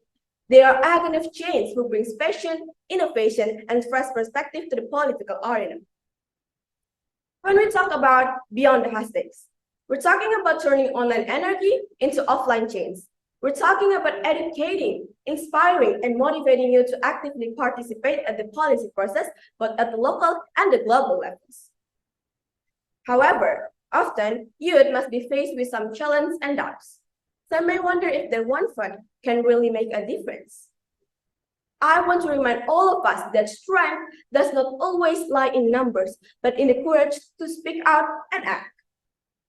Every youth voice is a part of our collective voice where youth can create a current of change. Youth voters have the power to shape policy, change systems, and create the future we want. Let's make this election a stage for our aspiration, a means to make our own mark on history. Ladies and gentlemen, as we reflect on our role in electronic activism, let's look beyond our phone screens. Let's face our challenge with some responsibilities as young people who are in control of the narrative of the future. Not only about election, but also in involvement in everyday political process. They are agents of change. Youth must be active not just as spectators, but as a participant who formulate the critical question, remind our leaders of their responsibilities, and demand accountability. I'm Victoria Rifma. I invite all of us, especially the younger generation who attended, to unite and become agents of positive change. So the word that we are not only the next generation, but also responsible future leaders. Let's make this election to save our future, to our right to choose. With that said, let's go beyond the handshake together. Let's make the electronic activism a tool to build a more fairer and more tolerant for inclusive future. Thank you. Okay, thank you very much. Vivit, how are you, Vivit? I'm great. How about you, Mr. I am not so bad as well. Okay, that was a wonderful speech. Just a small question for you, Vivit. What could you do in order to spread positive news about the election this year?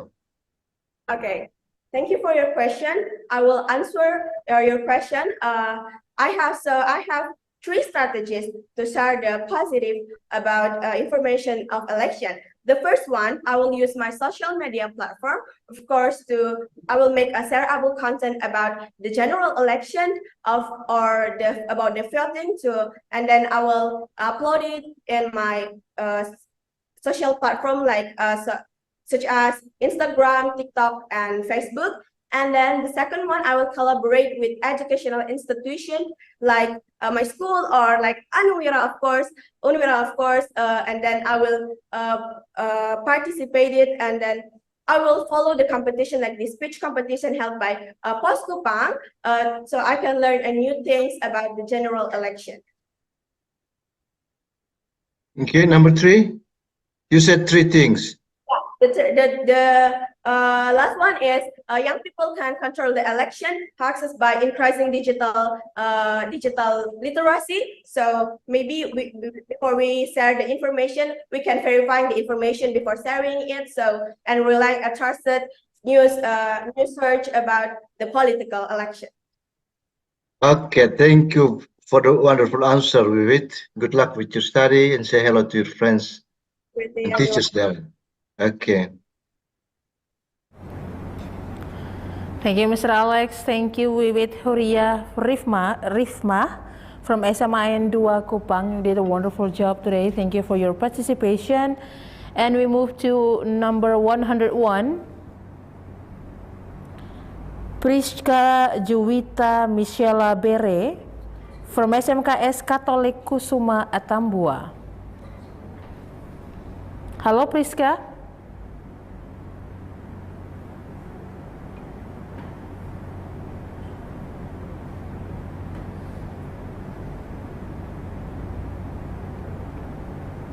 Halo, Priska.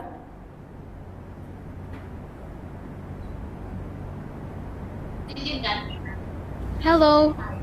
Hello, Priska. How are you? I'm fine. Okay, Priska. Okay, I can. Oh, your teacher there. Priska. Okay, Priska. Finally, I see you. Priska, are you ready for your speech? Yes, I'm ready. Okay, Priska Juwita Michela Bere from SMKS Katolik Kusuma Atambua. Time is yours. Assalamualaikum warahmatullahi wabarakatuh. Shalom, Salve, Om Swastiastu, Namo Buddhaya, Salam Kebajikan. Good morning and best wishes to all of us. Honorable Head of East Nusa Tenggara Province Education Service, Honorable Head of Pos Kupang, Honorable Chairman of Committee of English Speech Competition, honorable the adjudicators, and dear ladies and gentlemen. First of all, let us overpraise and gratitude to the presence of Almighty God, because only of His love and mercy we can gather in this place in good health. On this occasion, allow me, Priska Juta Michela Bere, to deliver a speech with the theme Peace and Democratic Election. My beloved audience, we all know that in 2024, Indonesia will hold Democratic Party, where election will simultaneously starting from President and Vice President, DPD, DPR to district or city DPR. This is a special opportunity for the Indonesian nation and state to realize a quality democratic life so that the positive result over the next 5 years can be enjoyed by all people without exception. Ladies and gentlemen, talking about election, of course, everyone has different choices. And sometimes, without us realizing, these differences in choices can lead to conflict and even division. There are many families out there who have been torn apart by the election. So, should we remain silent about the situation?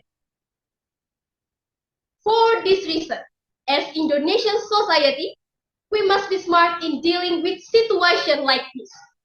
We must be able to resign ourselves from doing things that would damage democratic elections and cause division. All elements of society must be excel input in creating quality and peaceful general action. Ladies and gentlemen, we have democracy to create a purpose in Indonesia, not to compete each other, let alone tear each other down. There are quite a few people who do not understand the true meaning of democracy, so tales often oppose.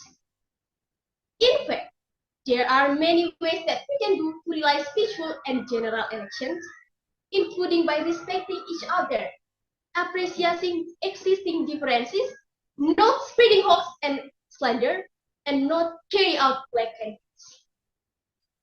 President Joko Widodo once reminded that campaigns carried out must be for high quality and healthy for democracy, not the campaigns that only damage the nation's order. However, in reality life, there are still many deviant actions. For this reason, on this precious opportunity, I invite all of us who listen this speech. Let us work together to carry out the election in 2024 successful, peaceful, and of course, without tearing each other down, so that our Democratic Party can run smoothly. That's all the speech I can deliver. If there are words offending you, I apologize.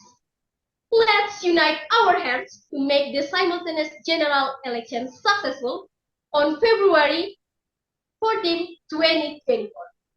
My Indonesia, my country, my pride, I love this. That's all, and thank you. Thank you very much, Priska. Thank you. Yeah, Priska, you mentioned about black campaign, okay? One of the ways to avoid or to maintain peaceful election is by avoiding black campaign. Okay? Yes. Yeah. My question to you: have you ever found any black campaign in social media or in the real life in your area? I'm sorry, can you repeat again the question? Yeah, have you found any black campaign in the social media or in real life in your area in Belu, right?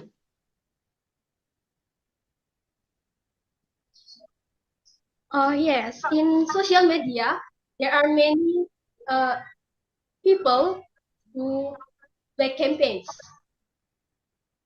The example, for the example, there are many spreading hoax and slander. So that make the differences. Okay, I think that's all. Okay, okay, that's all. Thank you. Thank you very much, Priska. Yes, Sir Alex. Yeah, good luck. Thank you, Mr. Alex. Thank you, you. Priska Juwita Misela Bere from SMKS Katolik Kusuma Tambua. Thank you for your participation in this competition. We move to number 102, I Gede Wastu Widyadana from SMA Negeri 5 Kupang.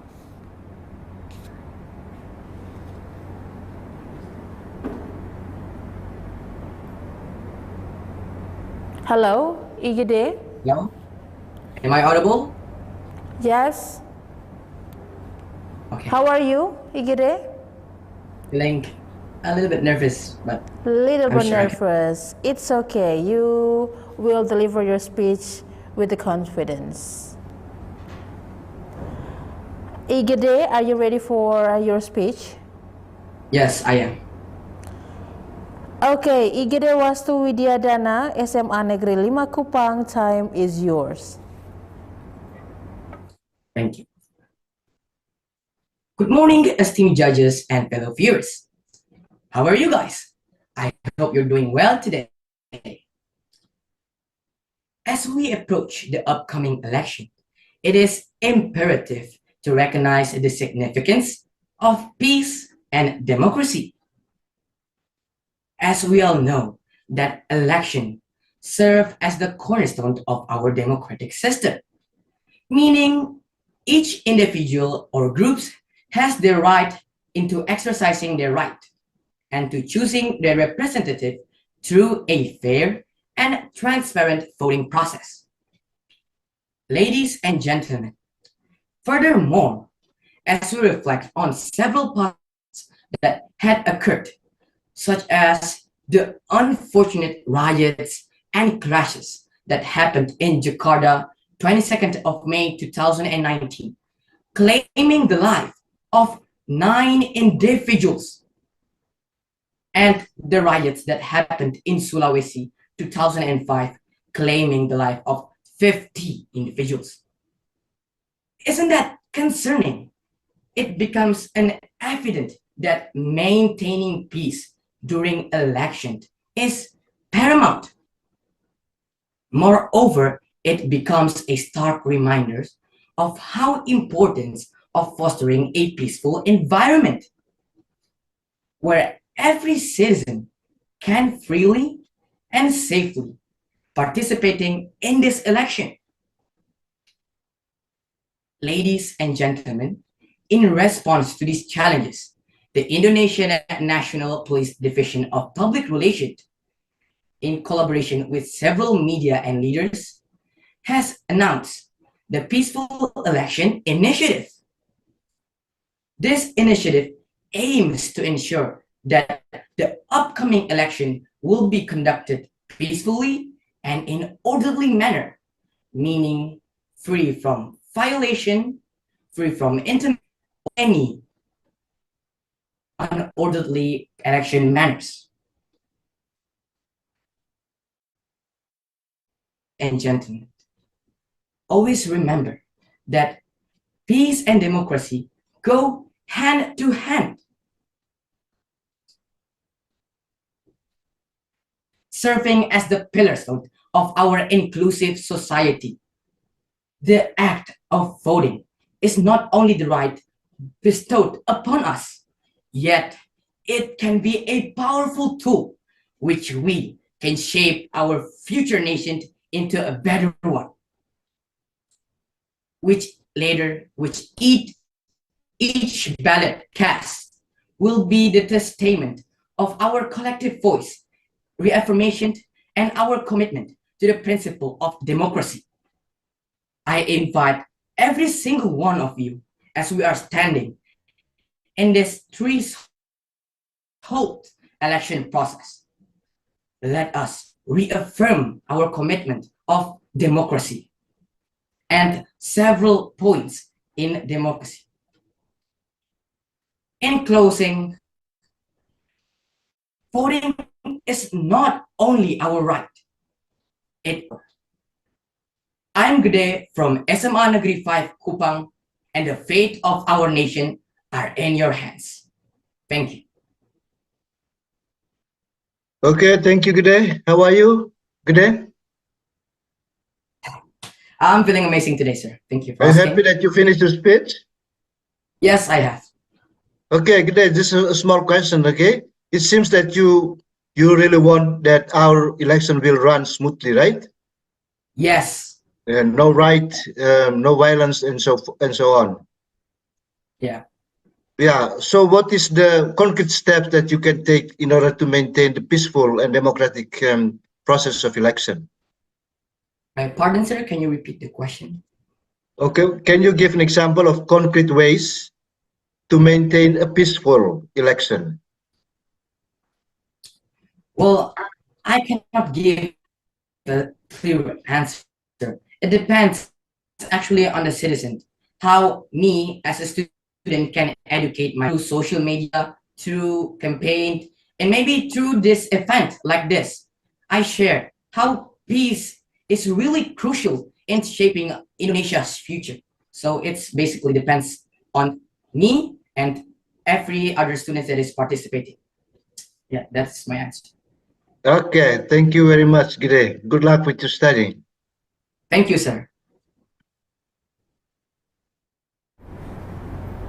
Thank you, Mr. Alex. Thank you, Igede Wastu Widyadana from SMA Negeri 5 Kupang. You did an amazing job today. Thank you for your participation. We move to number 103, Mailing Swetina Oematan from SMA Negeri 5 Kupang. Hello, Mailing. Hi, Hi, Mailing. How are you? I'm good, thank you. Great. Are you ready for your speech? Yes, I'm really ready. Okay, Mailing Swetina Oematan from SMA Negeri 5 Kupang. Time is yours. Good morning, all judges and our beloved audience. Hi, I'm Sweetie, and I go to SMA Negeri 5 in the 10th grade. I'm going to deliver a speech about hoax-free election. One of the problems that has developed in the last few years is the spread of hoax content in the organization of electoral politics. The development of internet technology has changed the pattern of communication and the order of society, so that it has become a new forum for people to express their opinions and expressions. Technology have become a prominent factor in today's disruption, including in the ongoing political process. Online platforms, especially social media, have the potential to promote disinformation and manipulate public opinion.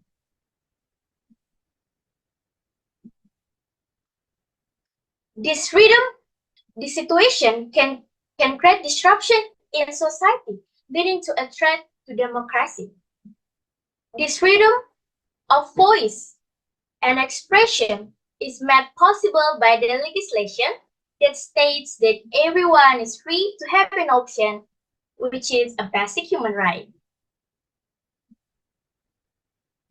A netizen is believed that the internet is considered a channel that offers almost unlimited democratic freedom to track information and to correspond with other individuals and to spontaneously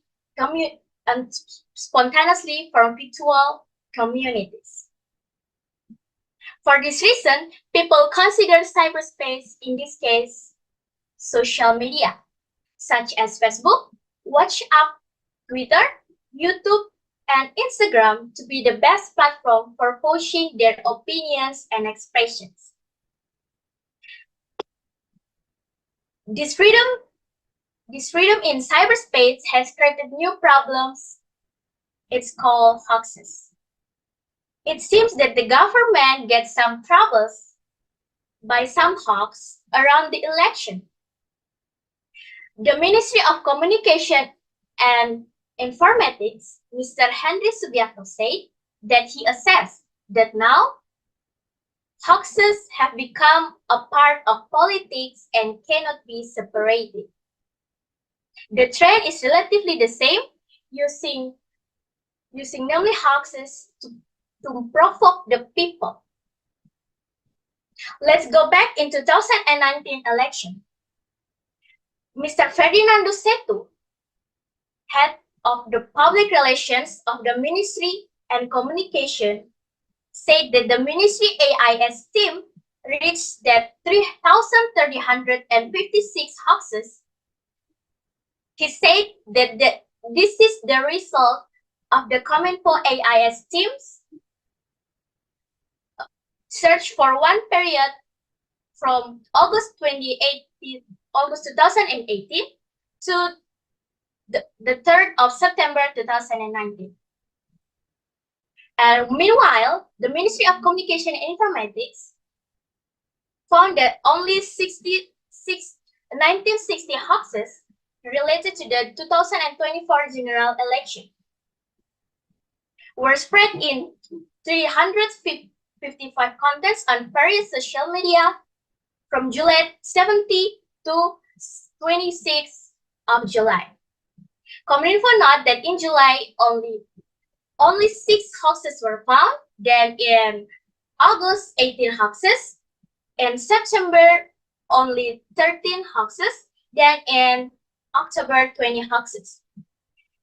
As the campaign period approached, based on the data, it can be seen that people understanding is getting wider and growing. This can be proven by the IPM knowledge dimension, which is formed by 2 indicators: the expanded expected length of schooling and the average length of schooling. Of the population, the average length of schooling aged 25 years old and older. Both of these indicators continue to increase from year to year. Hoaxes not only damage the common sense of potential voters, but also delegitimize the electoral process, and worse, can damage community harmony that leads to national distinction. Hello, Mei-Ling. In closing, let me share a quote from Louis Van Raes. Hello, Mei-Ling. Hello. The most important political office is that of the private citizen. So hello, be a wise Mei-Ling. Your time is up. And towards a golden age. Hello, Mei-Ling. Do you hear me? Hi. Hi, Yes, Mei-Ling. I'm sorry, but your time is up. Okay. Mr. Alex, it's your turn now. Okay, thank you, Mei-Ling, for the speech. Mei-Ling? Yes. Yeah. How do you know that this is a hoax? This is not a hoax. This is true. Pardon me, could you repeat that again? Yeah, when you read something on social media, a news or an information in social media, how can you differentiate that, oh, this is true information? On the other hand, you can say that this is a hoax. It is a false information. How do you know that? Okay, thank you for the information. Thank you for the question. I will answer. The second one, I will look at the verified and trusted sites such as Cominfo. And the second, I will compare the information before I forward to other people. Then I will make it sure that it's trust before I sharing with everyone. Okay, I think. How about Poskupang? Yes, is the Trusted source of information. yes, the trusted one. Okay. Thank you, Mei-Ling. Good luck for your study. Are you a friend of Mario Renggi? No, I'm not. You're not. Okay. Thank you.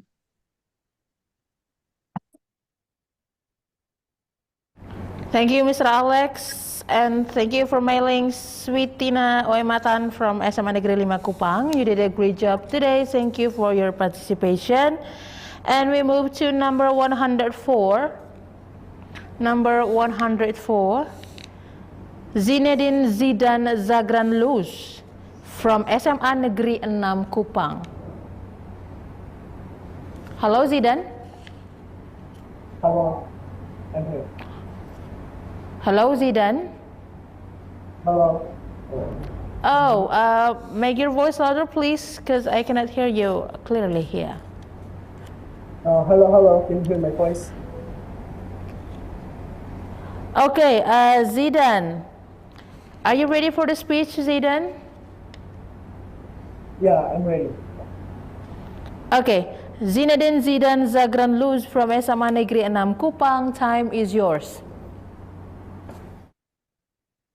Good morning, ladies and gentlemen, the honorable judges and all of the audience. Let's give a thanks to God first. Because of His grace, we can all together on today. First of all, I would like to say thank you for the opportunity that has been given to me. It's an honor for me to be here to deliver 1 or 2 words about Hawks-free elections. Yes, that's right. I'm here to talk about the Hawks-free elections. I'm sure you all already know that the election is coming. But I'm not here to talk about the upcoming elections. Instead, like I said before, I'm here to talk about the Hawks-free elections. But before I start my speech, I would like to give you a quote by Thomas Hardy. Evil way to the better there be, it exacts a full load of the worse. This quote highlights the importance of understanding and acknowledging the challenges and difficulties in life. In the same way, let us explore the idea that if you don't know, you won't know. So let's explore a little bit about myself before I continue my speech. My name is Zinedine Zidane Zagran, you can call me Zidane, and I'm from SMA Negeri 6 Kupang. So let's delve into this thought as we gather here today. Ladies and gentlemen, like I mentioned before, I'm here to talk about something that's really important as we approach the upcoming elections. It's about the spread of false information, or what we commonly call hoaxes. And we need to make sure that our upcoming elections is free from these hoaxes. Ladies and gentlemen, in recent years, with the rise of social media, it has become easier for false information to spread quickly. This can be a problem during elections because it can confuse people, make them doubt about the truth, and even create divisions among us.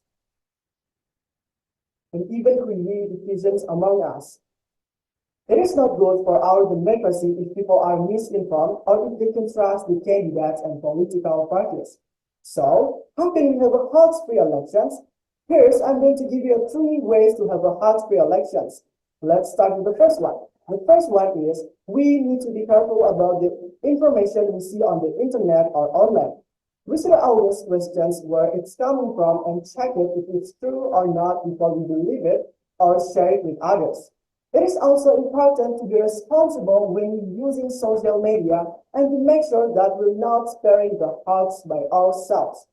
Second, we need to learn how to tell the difference between real and fake news. This means being able to understand and evaluate the information we come across. We can do this by educating ourselves and others about media literacy. By learning how to think critically about what we see and hear, we can avoid falling for hoaxes and make more informed decisions. It is also important for our government and electoral authorities to take an action against hoaxes. They should have a system in place to fact-check information and to stop the spread of false news during elections. These can include campaigns to raise awareness about hoaxes and even laws. These can include campaigns to raise awareness about hoaxes and even laws to punish those who spread them. Lastly, we need to promote open and respectful conversations. Instead of fighting or arguing over different opinions, we should always listen to each other and try to understand different perspectives. By having respectful discussions, we can bridge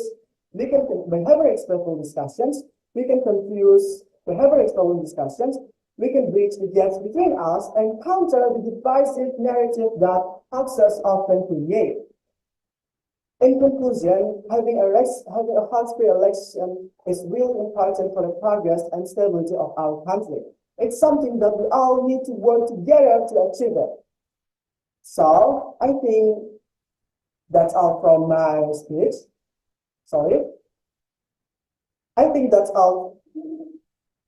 Lastly, we need to promote open and respectful. In conclusion, having a health-free election is really important for the progress and having a health-free elections is really important for the progress and stability of our country. It's something that we all need to work together to achieve it. Ladies and gentlemen, I think that's all from my speech today. Let's make our elections a shining example of honesty and democracy. Thank you. Okay, thank you very much, Zidan. Thank you. Yeah, how are you? How are you feeling? I don't think that I'm doing okay because I was kind of nervous before I start my speech. Okay, thank you. I have a small question, okay? For example, you read in the social media something like Liberal Party wins the 2024 election in Indonesia. Do you think it is a true information or a hoax?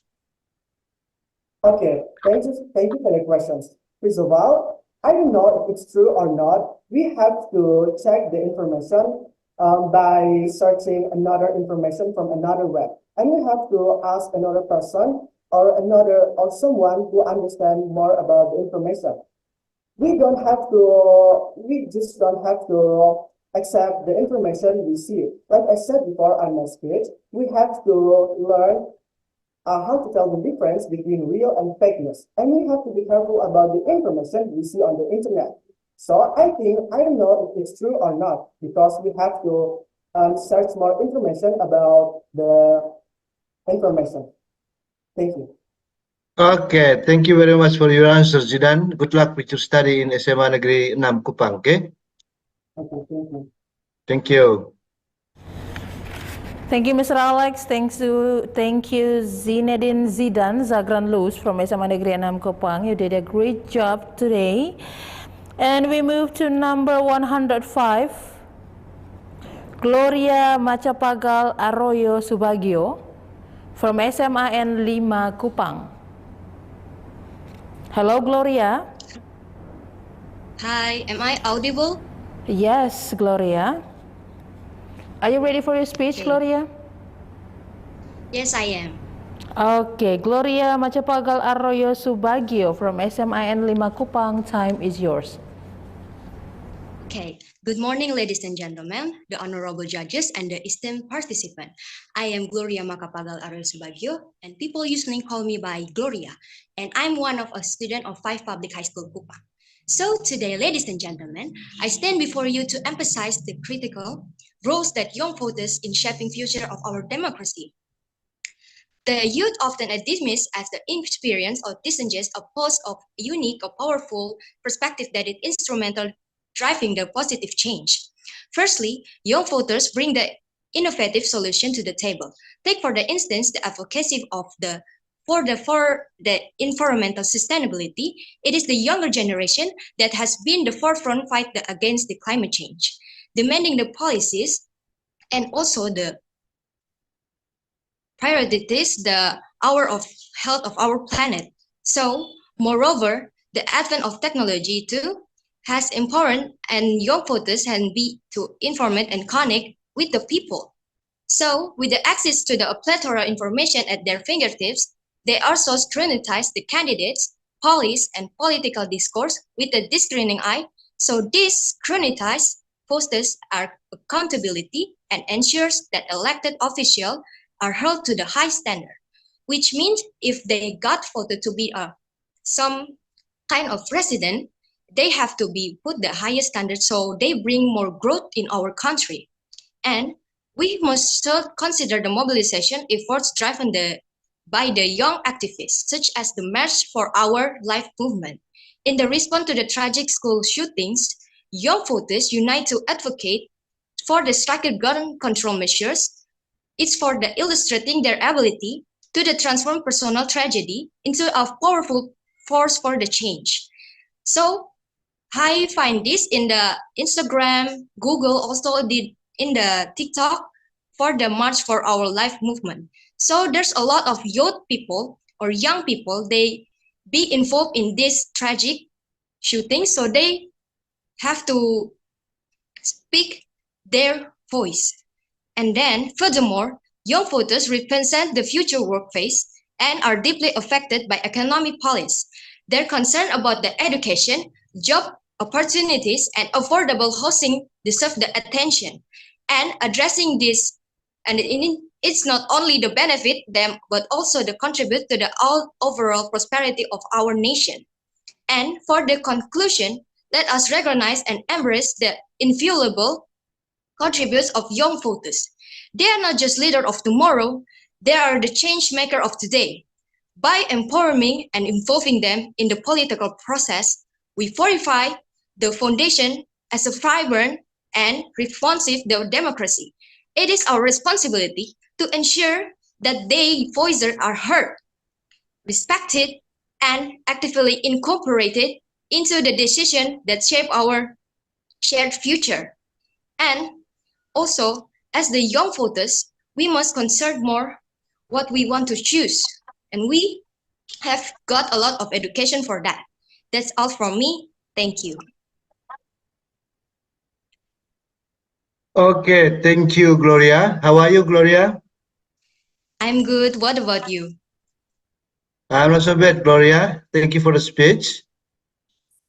Okay, thank you. Thank you for raising the concern of the young generation in our election, Gloria. Yes. Okay, my question is, are you going to vote in this year's election? Sure, I'm going to vote in this year because I'm already turning into the 17. Okay, good. Have you got information or news or knowledge about to whom you may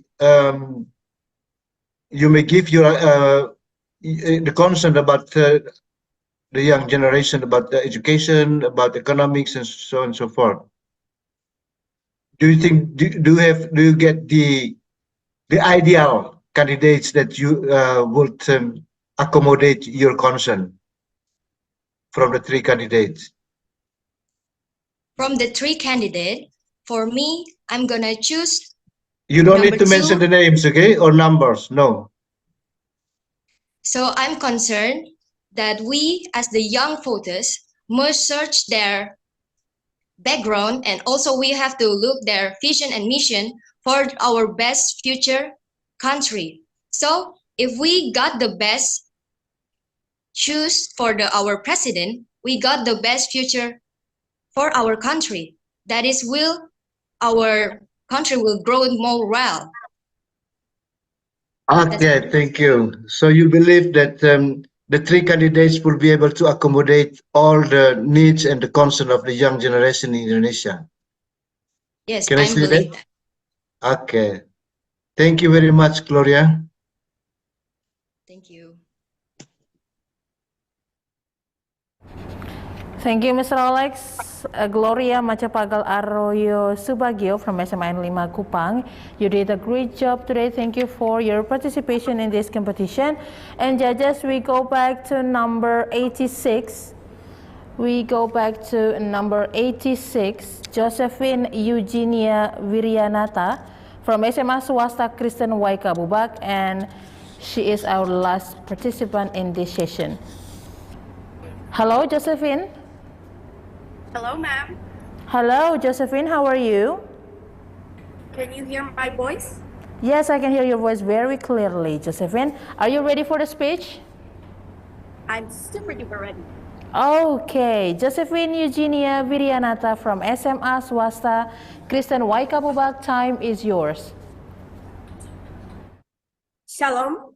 Assalamualaikum warahmatullahi wabarakatuh. Om Swastiastu. Namo Buddhaya.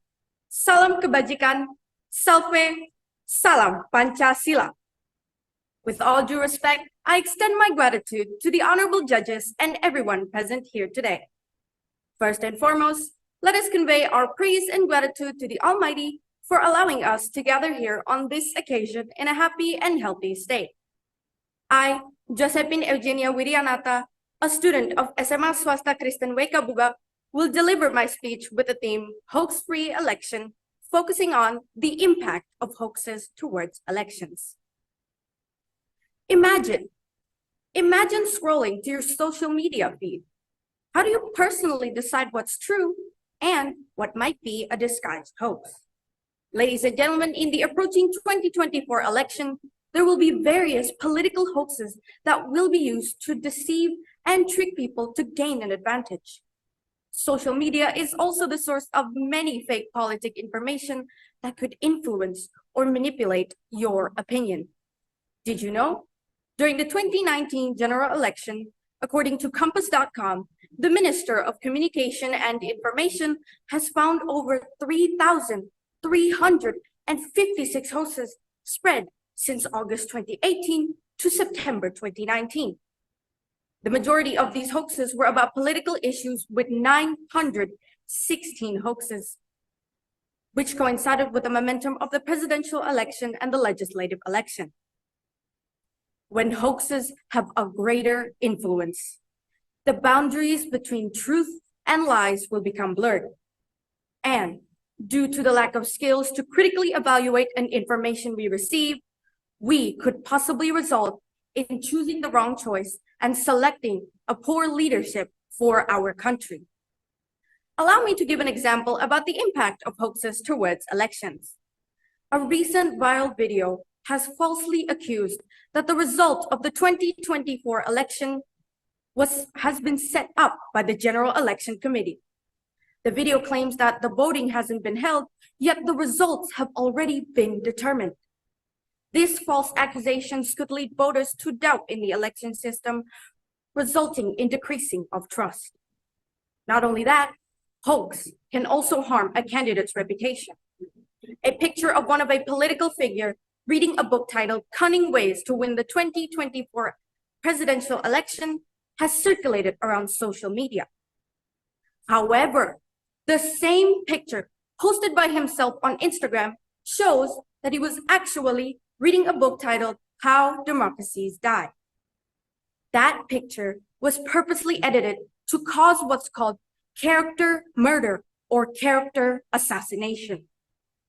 This term refers to the dissemination of false or misleading info to tarnish a candidate's image in the eyes of voters. Ladies and gentlemen, in order to overcome hoaxes, we must develop the ability to assess the quality of information before sharing to prevent spreading hoax. Avoid being easily provoked and deal every piece of information with a critical mindset. I invite us, the public and political parties, to protect the digital space from irresponsible information. Now it is the time for us to utilize digital space to improve Indonesia's democracy, the quality of life, expression of freedom of opinion, and to improve the general elections or democratic parties responsibly. Ladies and gentlemen, hoax can harm a candidate's reputation and the election system.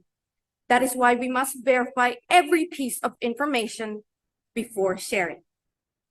This concludes the end of my speech. I hope I can spread more awareness about the impact of hoaxes towards elections. For the success of the 2024 general election and the continued national leadership, let's unite together to stop hoax. Thank you. Okay, thank you, Josephine. How are you, Josephine? I'm doing very good. Okay, Josephine, for example, you found in your TikTok a news like this, okay? Liberal Party wins Indonesian election 2024. Do you think it is a true news or it is a hoax? If it comes from a website page that is verified, then I can believe that that information is true. If not, then we should be more careful. Okay, I think it is clear it is a hoax, okay, because the election will be held on the February the 14th, 2024. We do not have the election yet. So when you read the news, that Liberal Party wins the election, it is surely a hoax, right? Yes. Yeah. If you found that kind of news in your TikTok or in your social media, what would you do? Personally, I would share them on every single of my social media accounts, like maybe WhatsApp, Instagram, Facebook. Facebook is mostly used by a lot of people. So by sharing it, I can share it to my friends and families, and my friends could share them on their friends and families, and so on. So it means that you are spreading the hoax. No, in fact, I will spread the hoax and say that is not true. To tell everyone to be aware of this information, because this information is hoax. Okay. Thank you very much, Josephine, for your answer. Good luck Yes, with sir. your study, and you have many supporters behind you. Yes, of course. Are they your classmates? Okay, teman-teman, tepuk tangan untuk Josephine there. Hey, Josephine. Josephine, you have the best Josephine, a English question that I've for heard. Tyson. Hey, Josephine, you have the best English that I've heard so far in this competition. I don't know if you grew up somewhere else, but very excellent English. Almost perfect. Yeah, It is an honor. very good. Excellent. Okay. Yep. Thank you, Mr. Alex, Mr. Tyson. Josephine Eugenia Wiryanata, thank you so much. Very impressive. Say hi to your friends behind you. Okay, all the participants, teachers, and judges, we have now come to the end of the POS-Kupang English Speech Competition 2024 Session 1. Thank you for your presence. Thank you for your participation in this Session 1, and see you in the next competition with POS-Kupang. And for judges, see you soon at 1 p.m. And enjoy your lunch, everyone.